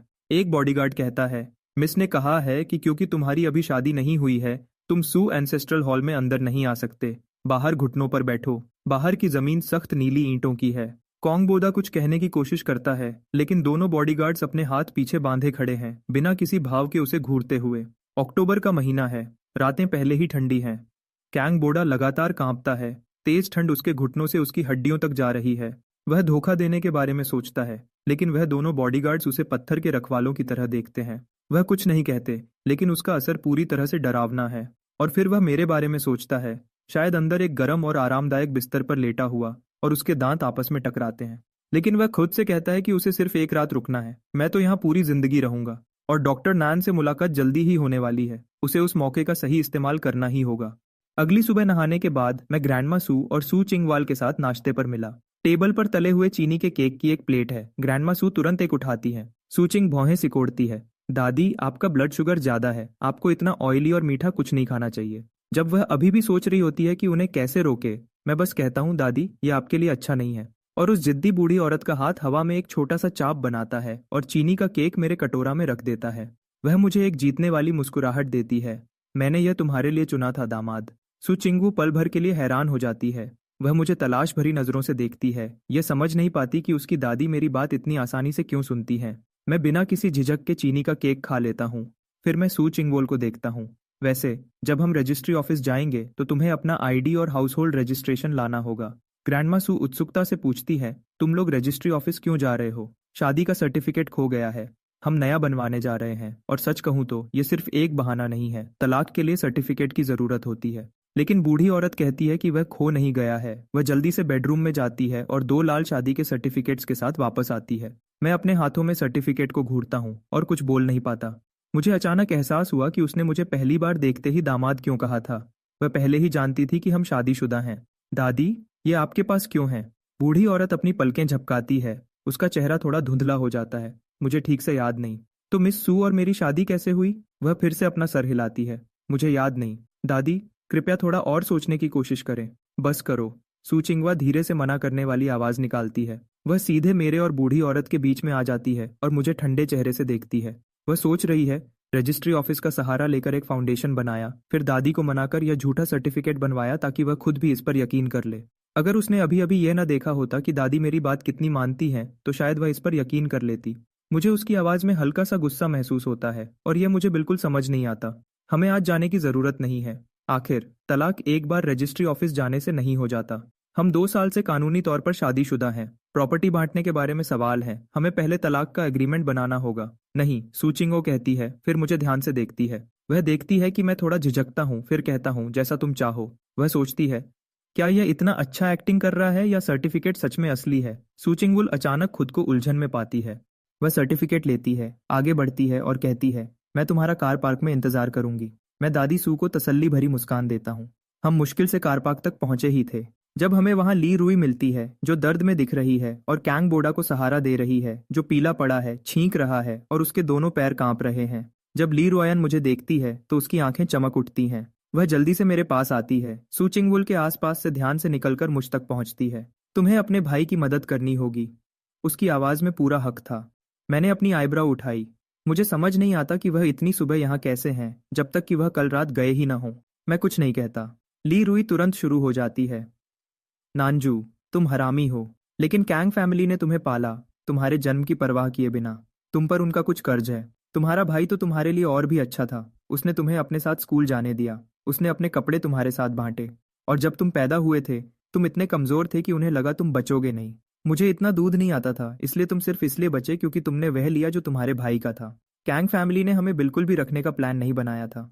ये सिर्फ इसलिए था क्योंकि तुम और तुम्हारा भाई एक ही दिन पैदा हुए थे, इसलिए मिसेस कैंग और तुम्हारे पिता ने हमें रहने दिया। वह मुझे घूरती है। तो तुम पर तुम्हारे भाई का कर्ज है। तुम्हें अपनी पूरी जिंदगी उसके साथ अच्छा बर्ताव करना चाहिए। ये वह बातें हैं जो मैंने 10 साल से नहीं सुनी, फिर भी ये बिल्कुल जानी पहचानी लगती हैं। मैं उस बचपन के बारे में सोचता हूँ जो हर बात पर यकीन करता था, सब कुछ मान लेता था और कैंग बोडा को जो चाहे करने देता था। और अब मुझे यह सिर्फ बेकार लगता है। हाँ, कैंग फैमिली ने मुझे पाला, लेकिन माँ बाप को कानूनी तौर पर अपने बच्चों का ख्याल रखना होता है। अगर वह ऐसा न करते तो उन्होंने बच्चे को छोड़ने का जुर्म किया होता। हाँ, मैं कॉन्गबोडा के साथ स्कूल गया, लेकिन मैं उसका स्कूल बैग स्कूल ले जाता और लाता था और कैंपस में उसका पर्सनल काम करने वाला लड़का था। अगर कैंगबोडा को हल्की सी खांसी भी आती थी तो ये मेरी गलती मानी जाती थी कि मैंने उसका ख्याल नहीं रखा और ली रोयान इसके लिए मुझे मारती थी। स्कूल में मुझे सिर्फ नीचे के नंबर लाने की इजाज़त थी क्योंकि मुझे कैंगबोडा से आगे निकलने की इजाज़त नहीं थी। मेरे पास अपने कपड़े नहीं थे क्योंकि मेरे माँ बाप ने कभी दिए ही नहीं। मैं सिर्फ वह पहनता था जो कैंगबोडा फेंक देता था, तो मेरे कपड़े हमेशा एक साइज छोटे होते थे। मिसेस किंग ने एक बार मुझे नए कपड़े खरीदे थे, लेकिन जैसे ही मैंने उन्हें पहना, ली रुयन ने उन्हें मुझसे फाड़कर कैंगबोडा को दे दिया, यह कहते हुए कि मैं उनके लायक नहीं हूँ। मुझे कैंगबोडा से अच्छा दिखने की इजाजत नहीं थी।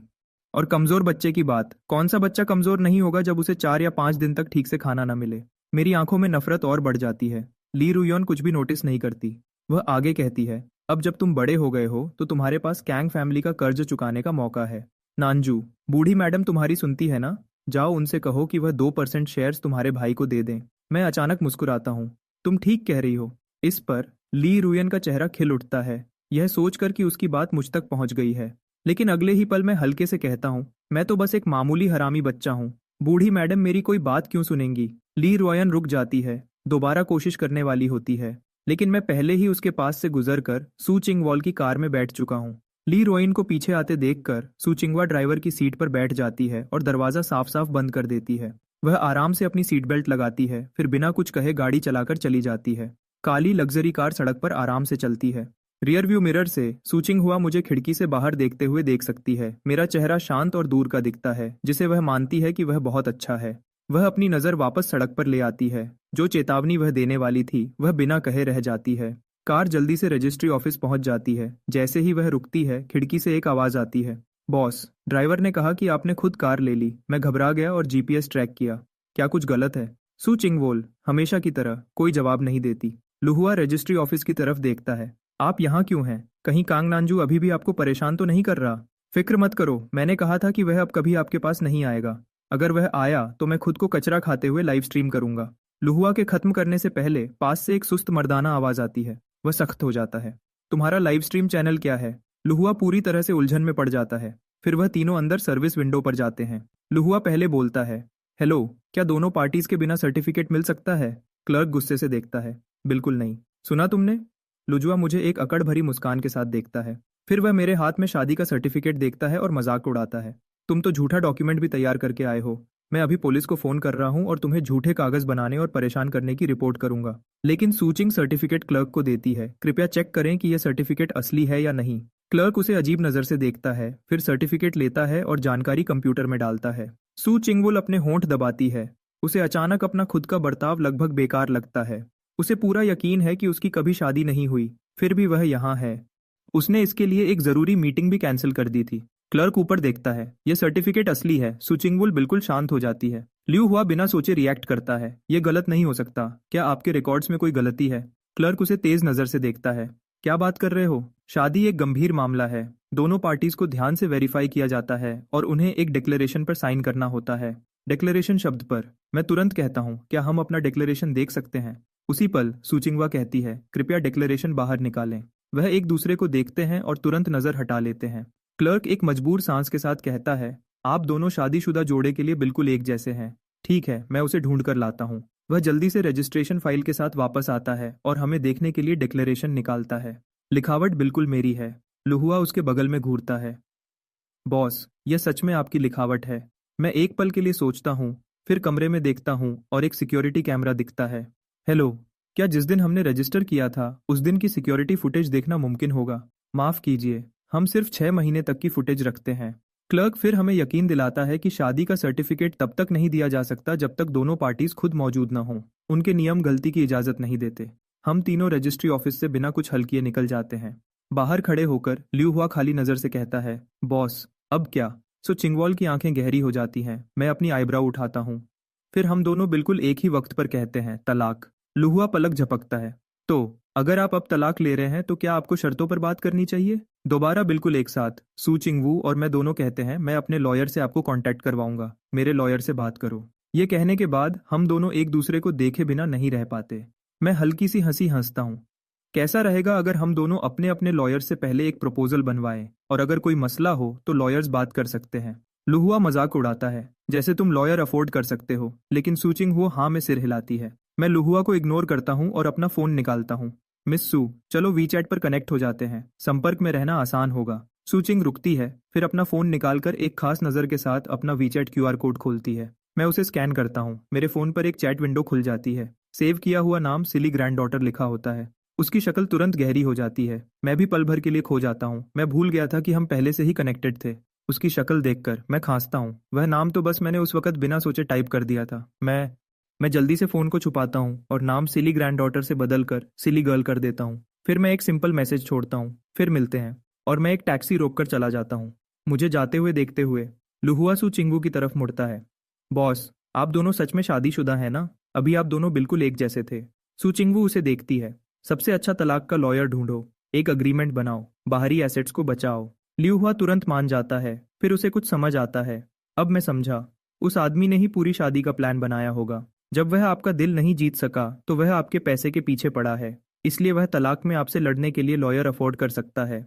लुहुआ गुस्से में है। फिक्र मत करो, मैं उसे आपसे एक पैसा भी नहीं लेने दूंगा। शहर के दूसरे तरफ टैक्सी में मैं GWOL को फोन कर रहा हूँ। सबसे अच्छा तलाक का लॉयर ढूंढो, वह मुझसे एक पैसा भी नहीं लेगी। जी वॉल कहता है, कोई मसला नहीं। लेकिन बॉस, आपकी शादी हुई कैसे? आप दोनों को याद नहीं? ऐसा तो नहीं कि आप दोनों को एमनीजिया हो गया हो? क्या तुम्हें लगता है हम किसी ड्रामा में हैं? मैं तो बस क्यूरियस हूँ। ये बेकार और एक्साइटिंग दोनों है। शायद एक दिन रजिस्ट्री ऑफिस मुझे भी एक पति दे दे।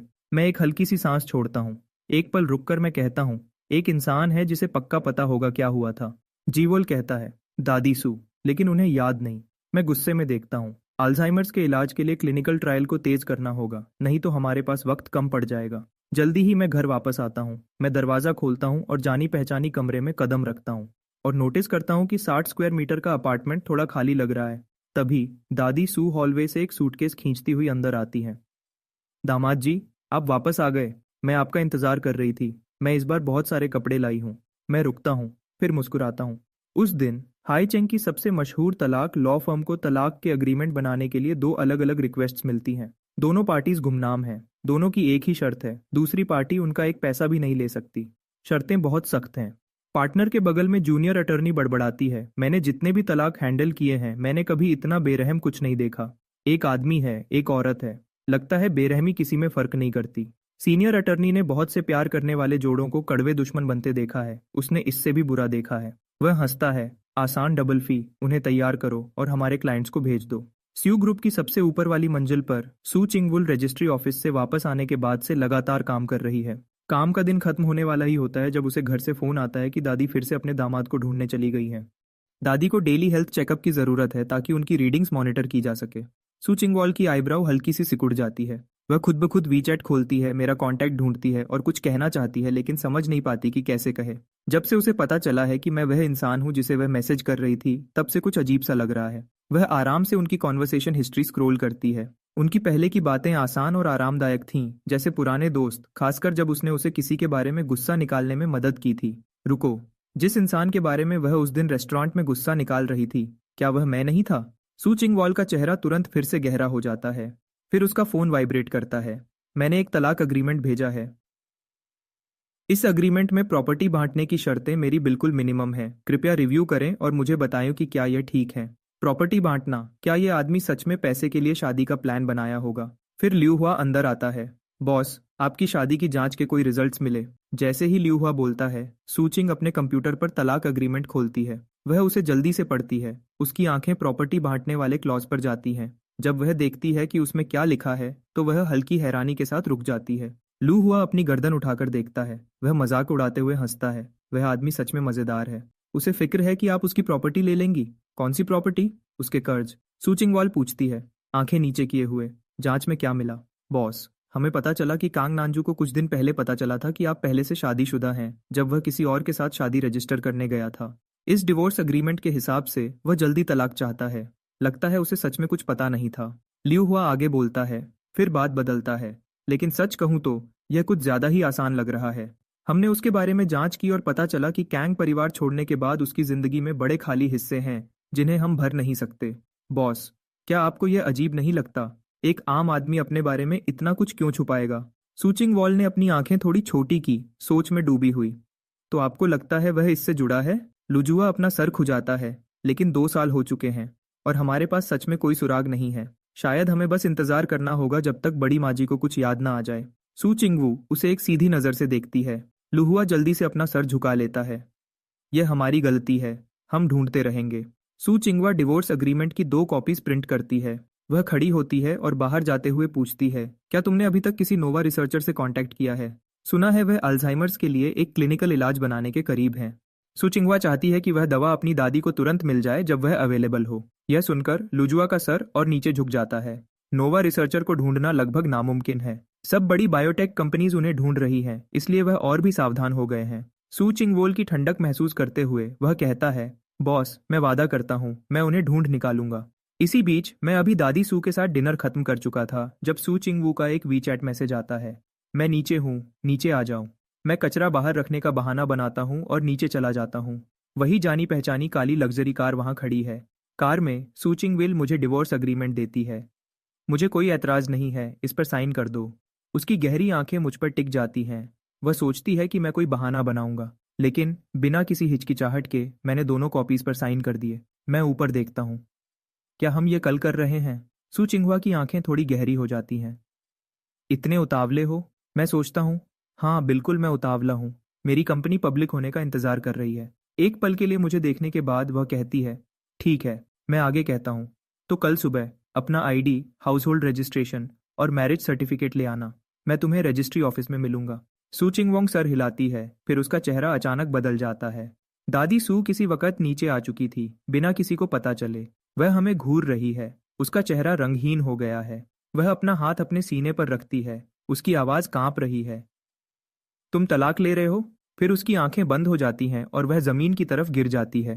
पहले हॉस्पिटल के वीआईपी वार्ड के बाहर डॉक्टर कहता है, मरीज की हालत अभी के लिए ठीक है, उन्हें और कोई भावनात्मक तनाव नहीं दिया जा सकता। मैं यह सुनता हूँ और अभी उस पर किए गए इमरजेंसी उपायों के बारे में सोचता हूँ। मुझे अभी भी डर लग रहा है। मैं पास खड़ी सूचिंग को देखता हूँ। उसका चेहरा भावहीन है। वह बिल्कुल शांत लग रही है। लेकिन जब डॉक्टर कहता है कि दादी सू अब तुरंत खतरे में नहीं है तो वह अपना हाथ ऊपर करती है और अपनी कॉलर थोड़ी ढीली करती है। फिर वह धीरे से हॉलवे की बेंच पर बैठ जाती है। उसके अंदर एक हल्की सी कंपकंपी दौड़ जाती है जिसे वह रोक नहीं पाती। फिर अंदर से नर्स की आवाज़ आती है, बड़ी माँ जी जाग गई हैं। सू चिंगवा तुरंत अंदर जाती है। जब तक मैं अंदर जाता हूँ बूढ़ी औरत की आंखें खुली होती हैं। वह मुझे देखती है, उसकी आवाज़ खुरदुरी है। दामाद, मैंने सपना देखा कि तुम और मेरी पोती तलाक ले रहे थे। वह सच नहीं था, है ना? मैं कुछ नहीं बोलता, लेकिन सूचिंगवाल बोलती है, वह सच नहीं था। हम तलाक नहीं ले रहे हैं। बूढ़ी औरत कहती है, तो मुझे हाउस होल्ड रजिस्ट्रेशन और मैरिज सर्टिफिकेट दो। ठीक है। सूचिंग वो बूढ़ी औरत को वह सब देती है जो वह मांगती है। बूढ़ी औरत मुझे देखती है। दामाद, क्या उसने जो कहा वह सच है? मैं डॉक्टर की चेतावनी सोचता हूँ, एक पल रुकता हूँ, फिर कहता हूँ, हाँ यह सच है। दादी सू संतुष्ट हो जाती है। हालांकि उनकी हालत अचानक भावनात्मक उतार चढ़ाव से बिगड़ी थी। उन्हें आज रात निगरानी में रखा जाएगा। सू चिंग वू और मैं वार्ड में साथ रहते हैं। शाम हो जाती है। मैं सोफा पर आराम से बैठा अपने फोन पर एक डॉक्यूमेंट पर काम कर रहा हूँ। ये क्लिनिकल अल्जाइमर्स ट्रीटमेंट पर रिसर्च है, लेकिन आखिरी स्टेज में एक टेक्निकल प्रॉब्लम है जिसे मैं हल नहीं कर पा रहा हूँ। मुझे कुछ बायोमेडिकल लिटरेचर देखने की जरूरत है। जब मैं सोच रहा होता हूँ तभी सिली गर्ल से एक मैसेज आता है, मिस्टर कैंग, हम तलाक की प्रक्रिया तब शुरू करेंगे जब दादी की हालत ठीक हो जाएगी। मैं मना नहीं कर सकता।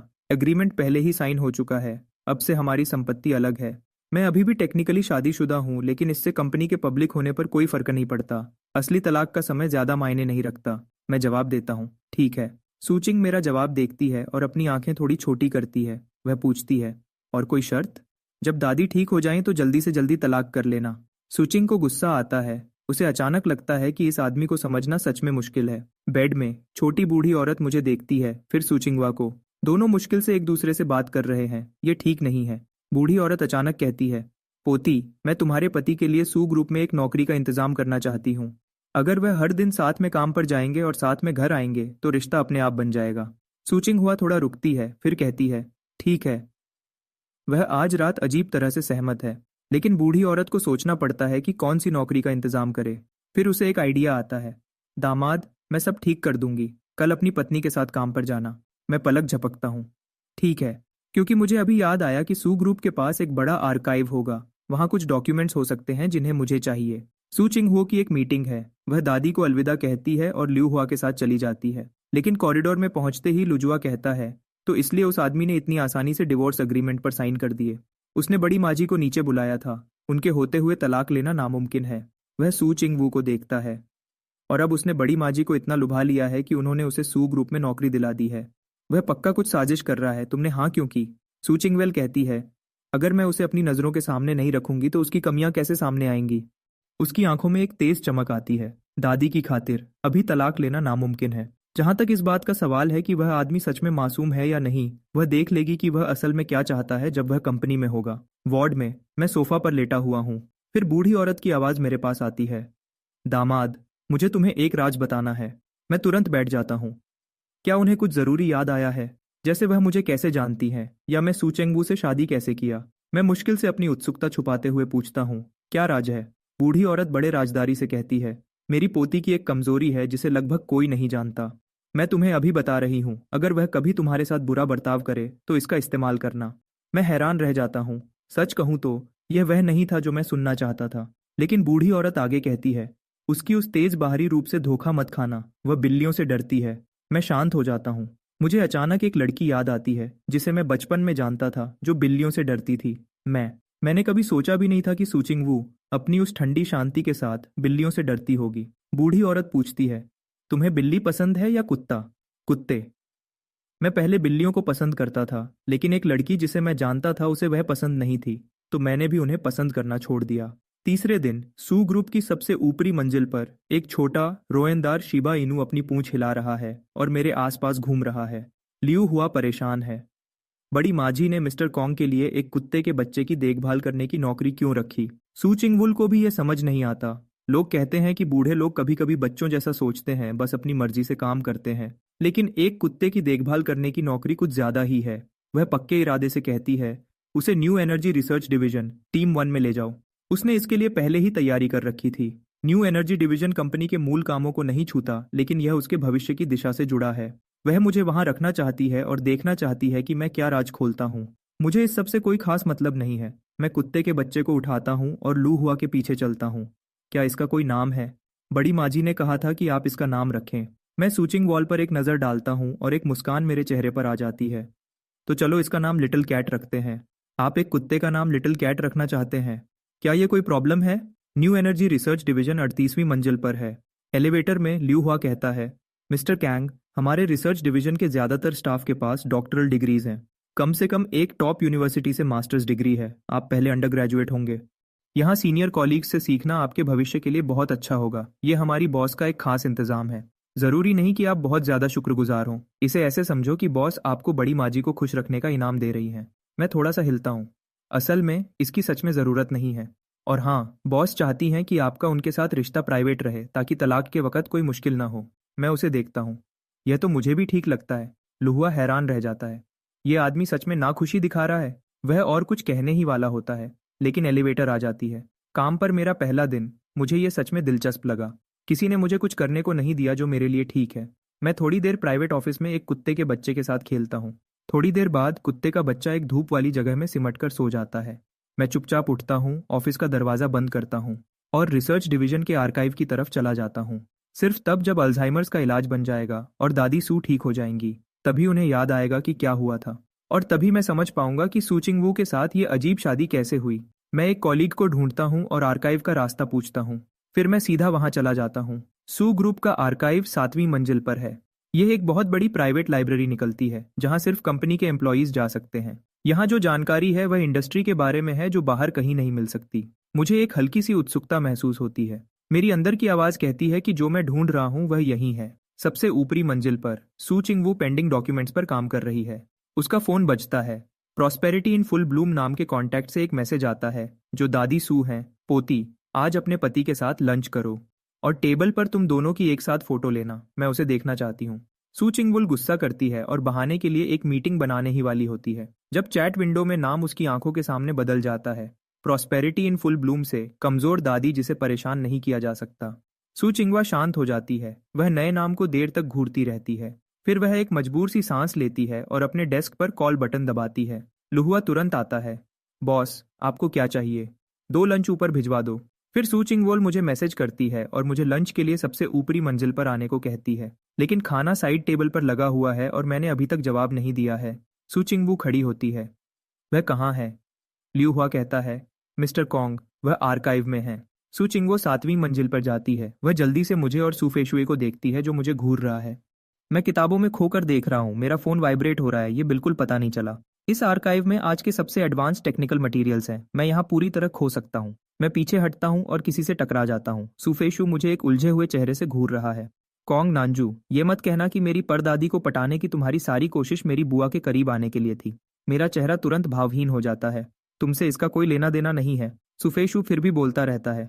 मेरी बुआ ने अपनी पूरी जिंदगी आदमियों से दूरी बनाए रखी है। ये मत सोचना कि तुम्हारा चेहरा तुम्हें उसके साथ कहीं तक ले जाएगा। वह इतनी सट्टी नहीं है और अभी वह तुम्हें बस एक मामूली काम दे रही है ताकि तुम्हें रास्ते से हटा सके। मैंने एक सूखी हंसी दी। तो जब तुमने इतने साल मेरा पीछा किया वह इसलिए था क्योंकि तुम सट्टी थी? मैंने उसकी तरफ देखा। वह यूनिवर्सिटी में मेरी एक लौटी सच्ची दोस्त थी। मैंने सच में उसके बारे में सोचा था। जब उसने कहा था कि ग्रेजुएशन की रस्म में मेरे लिए एक सरप्राइज है तो मैं सच में सोच रहा था कि उसे अपनाऊं या नहीं। मैंने लंबी सांस ली। सूफेशु, तुम अपना रास्ता लो। क्या हम अच्छे तरीके से अलग नहीं हो सकते? सूफेशु की आंखें तुरंत लाल हो गईं। नहीं, मैं जानती हूँ कि तुम मुझसे नफरत करते हो क्योंकि मैंने कैंगबोडा को चुना, लेकिन मेरे पास कोई और रास्ता नहीं था। बड़े परिवारों की शादियों में बहुत कुछ देखना पड़ता है। मैंने तुम्हारे लिए कोशिश की थी। मेरी माँ भी मान गई थी कि मैं किसी आम इंसान के साथ रह सकती हूँ, लेकिन तुम्हारे बैकग्राउंड की वजह से मुझे पीछे हटना पड़ा। मैं कभी किसी नाजायज इंसान से शादी नहीं कर सकती थी, चाहे कुछ भी हो। मैं सू फैमिली में अपनी जगह कैसे बनाती? मैं पूरे हाईचंग में मजाक बन जाती। मैंने उसकी तरफ देखा। जब मैं बच्चा था तो बैकग्राउंड की बातें मुझे ऐसा महसूस कराती थीं कि मैं कभी सर उठाकर चल नहीं पाऊंगा, लेकिन जब मैंने कैंग घर छोड़ा तो मैं समझ गया कि इज्जत ही सब कुछ है। मैंने नजरें हटा लीं। मुझसे शादी न करने के एहसान के लिए शुक्रिया। मैं जाने के लिए मुड़ा। सूफेशु ने मुझे फिर से रोका। मैं तुम्हारे लिए अपनी टीम में काम का इंतजाम कर सकती हूँ। मैं तुम्हें सिखाने के लिए कोई बड़ा इंसान ढूंढ लूंगी। मैं जानती हूँ कि तुम कितने काबिल हो। तुम इतने तेज हो कि चीजें जल्दी सीख जाओगे। तुम्हें फिर कभी छोटे मोटे काम नहीं करने पड़ेंगे। मैंने उसकी फालतू बातों को बीच में ही काट दिया। क्या शर्त है? तलाक ले लो, मेरे साथ आ जाओ। सूफेशु ये सोच बर्दाश्त नहीं कर सकती कि कोई और औरत मुझे उसके साथ बांटे। ये ख्याल ही उसे पागल कर देता है। मैंने ठंडे लहजे में जवाब दिया, तुम उसके लायक नहीं हो। तुम अपनी उस मामूली बीवी से इतना प्यार क्यों करते हो?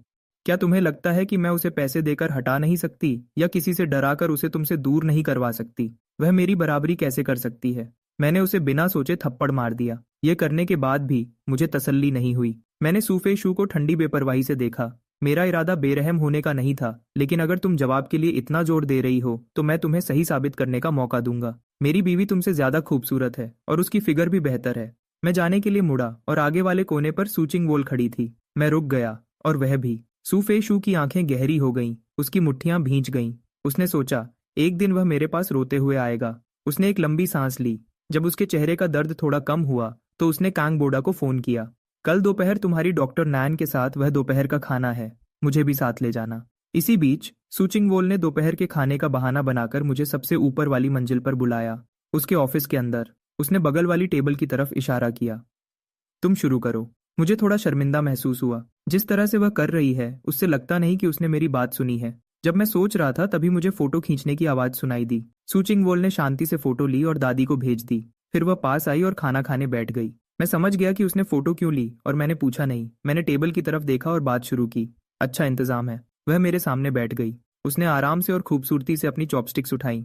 अच्छा पोषण अपनी फिगर बनाए रखने के लिए बहुत जरूरी है। मैं जम सा गया। मेरा चेहरा गर्म हो गया।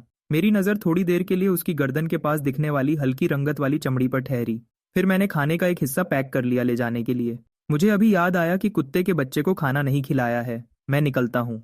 मैंने पैक किया हुआ खाना उठाया। दोपहर के खाने के लिए शुक्रिया। दोपहर जल्दी आ गई। मैंने कुत्ते को उठाया और सबसे ऊपर वाली मंजिल से निकल गया। अपना काम खत्म करने के बाद सू चिंगवोल जाने के लिए खड़ी हुई। लुहुआ ने पूछा, बॉस कौन से घर? सू चिंगवोल रुकी। उसे अभी याद आया कि उसने दादी से पूछा ही नहीं कि वह कहाँ है। उसने दादी सू को फोन किया। आप कौन से घर पर हैं? जवाब हैरानी वाला था। मैं हॉस्पिटल में हूँ। सू चिंगवोल ने माथे पर बल डाले। क्या डॉक्टर ने नहीं कहा था कि आपको जाने की इजाजत दे दी थी? लेकिन आज दोपहर फिर से मेरे सीने में दर्द होने लगा, इसलिए मैं कुछ और दिन रुकना चाहूंगी। क्या तुम आज रात मेरे साथ बैठने आ रही हो? तुम्हें आने की जरूरत नहीं है। मैं तो बस एक कमजोर बूढ़ी औरत हूँ जिसका कोई ख्याल रखने वाला नहीं है। मुझे यहाँ अपने दुख में अकेला छोड़ दो। आधी रात को उठना, पानी का एक घूंट चाहिए हो और कोई न हो। ओह, ये कितना मुश्किल है। मैं अभी आ रही हूँ। ये अच्छा है और मैंने तुम्हारे पति को भी बता दिया है। वह भी मेरे साथ रुकने आ रहा है। साथ में आओ। उसने फोन काट दिया और अपनी उंगलियां अपनी कनपटी पर रखीं। वह अपनी दादी की चाल को पूरी तरह से समझ गई। चाहे वह सू घर वापस जाए या मेरे अपार्टमेंट में जाए, रात में मैं और वह अलग रहेंगे। लेकिन अगर हम दोनों हॉस्पिटल में रात में रुकते हैं तो हम जरूर ज्यादा वक्त साथ बिताएंगे। लेकिन वह जानती है कि मैं किसी और के साथ था। सूचिंग वोल ने अपने होंठ भींच लिए। वह दूरियां बनाए रखना चाहती है। लेकिन फिर उसने दादी की सेहत के बारे में सोचा और अपनी झिझक को निगल गई। उसने मुझे मैसेज किया, मैं काम के बाद तुम्हें लेने आऊंगी और हॉस्पिटल ले चलूंगी। इस बार मैंने जल्दी जवाब दिया, जरूरत नहीं, मैं पहले ही टैक्सी में हूँ और रास्ते में हूँ। सूचिंग वोल ने सोचा कि वह इज्जत बनाए रखना जानता है। उसने दादी के पसंद करने का फायदा उठाकर अंदर घुसने की कोशिश नहीं की है। उसे चैन मिलना चाहिए था, लेकिन पता नहीं क्यों उसके सीने में बेचैनी थोड़ी और बढ़ गई। मैं इन सब बातों के बारे में ज्यादा नहीं सोच रहा था। मैं बस सूचिंग वोल के साथ ज्यादा उलझन नहीं चाहता जब तक मैं इस शादी के पीछे की सच्चाई समझ न जाऊं। यह अजीब शादी पक्का उसकी तरफ से किसी वजह से हुई होगी। आखिर मेरे जैसा छोटा और मामूली इंसान कौन ध्यान देगा? मैं कुत्ते को उठाकर हॉस्पिटल की वार्ड वाली बिल्डिंग में गया और खास लोगों के कमरों की तरफ बढ़ा, लेकिन ज्यादा दूर नहीं।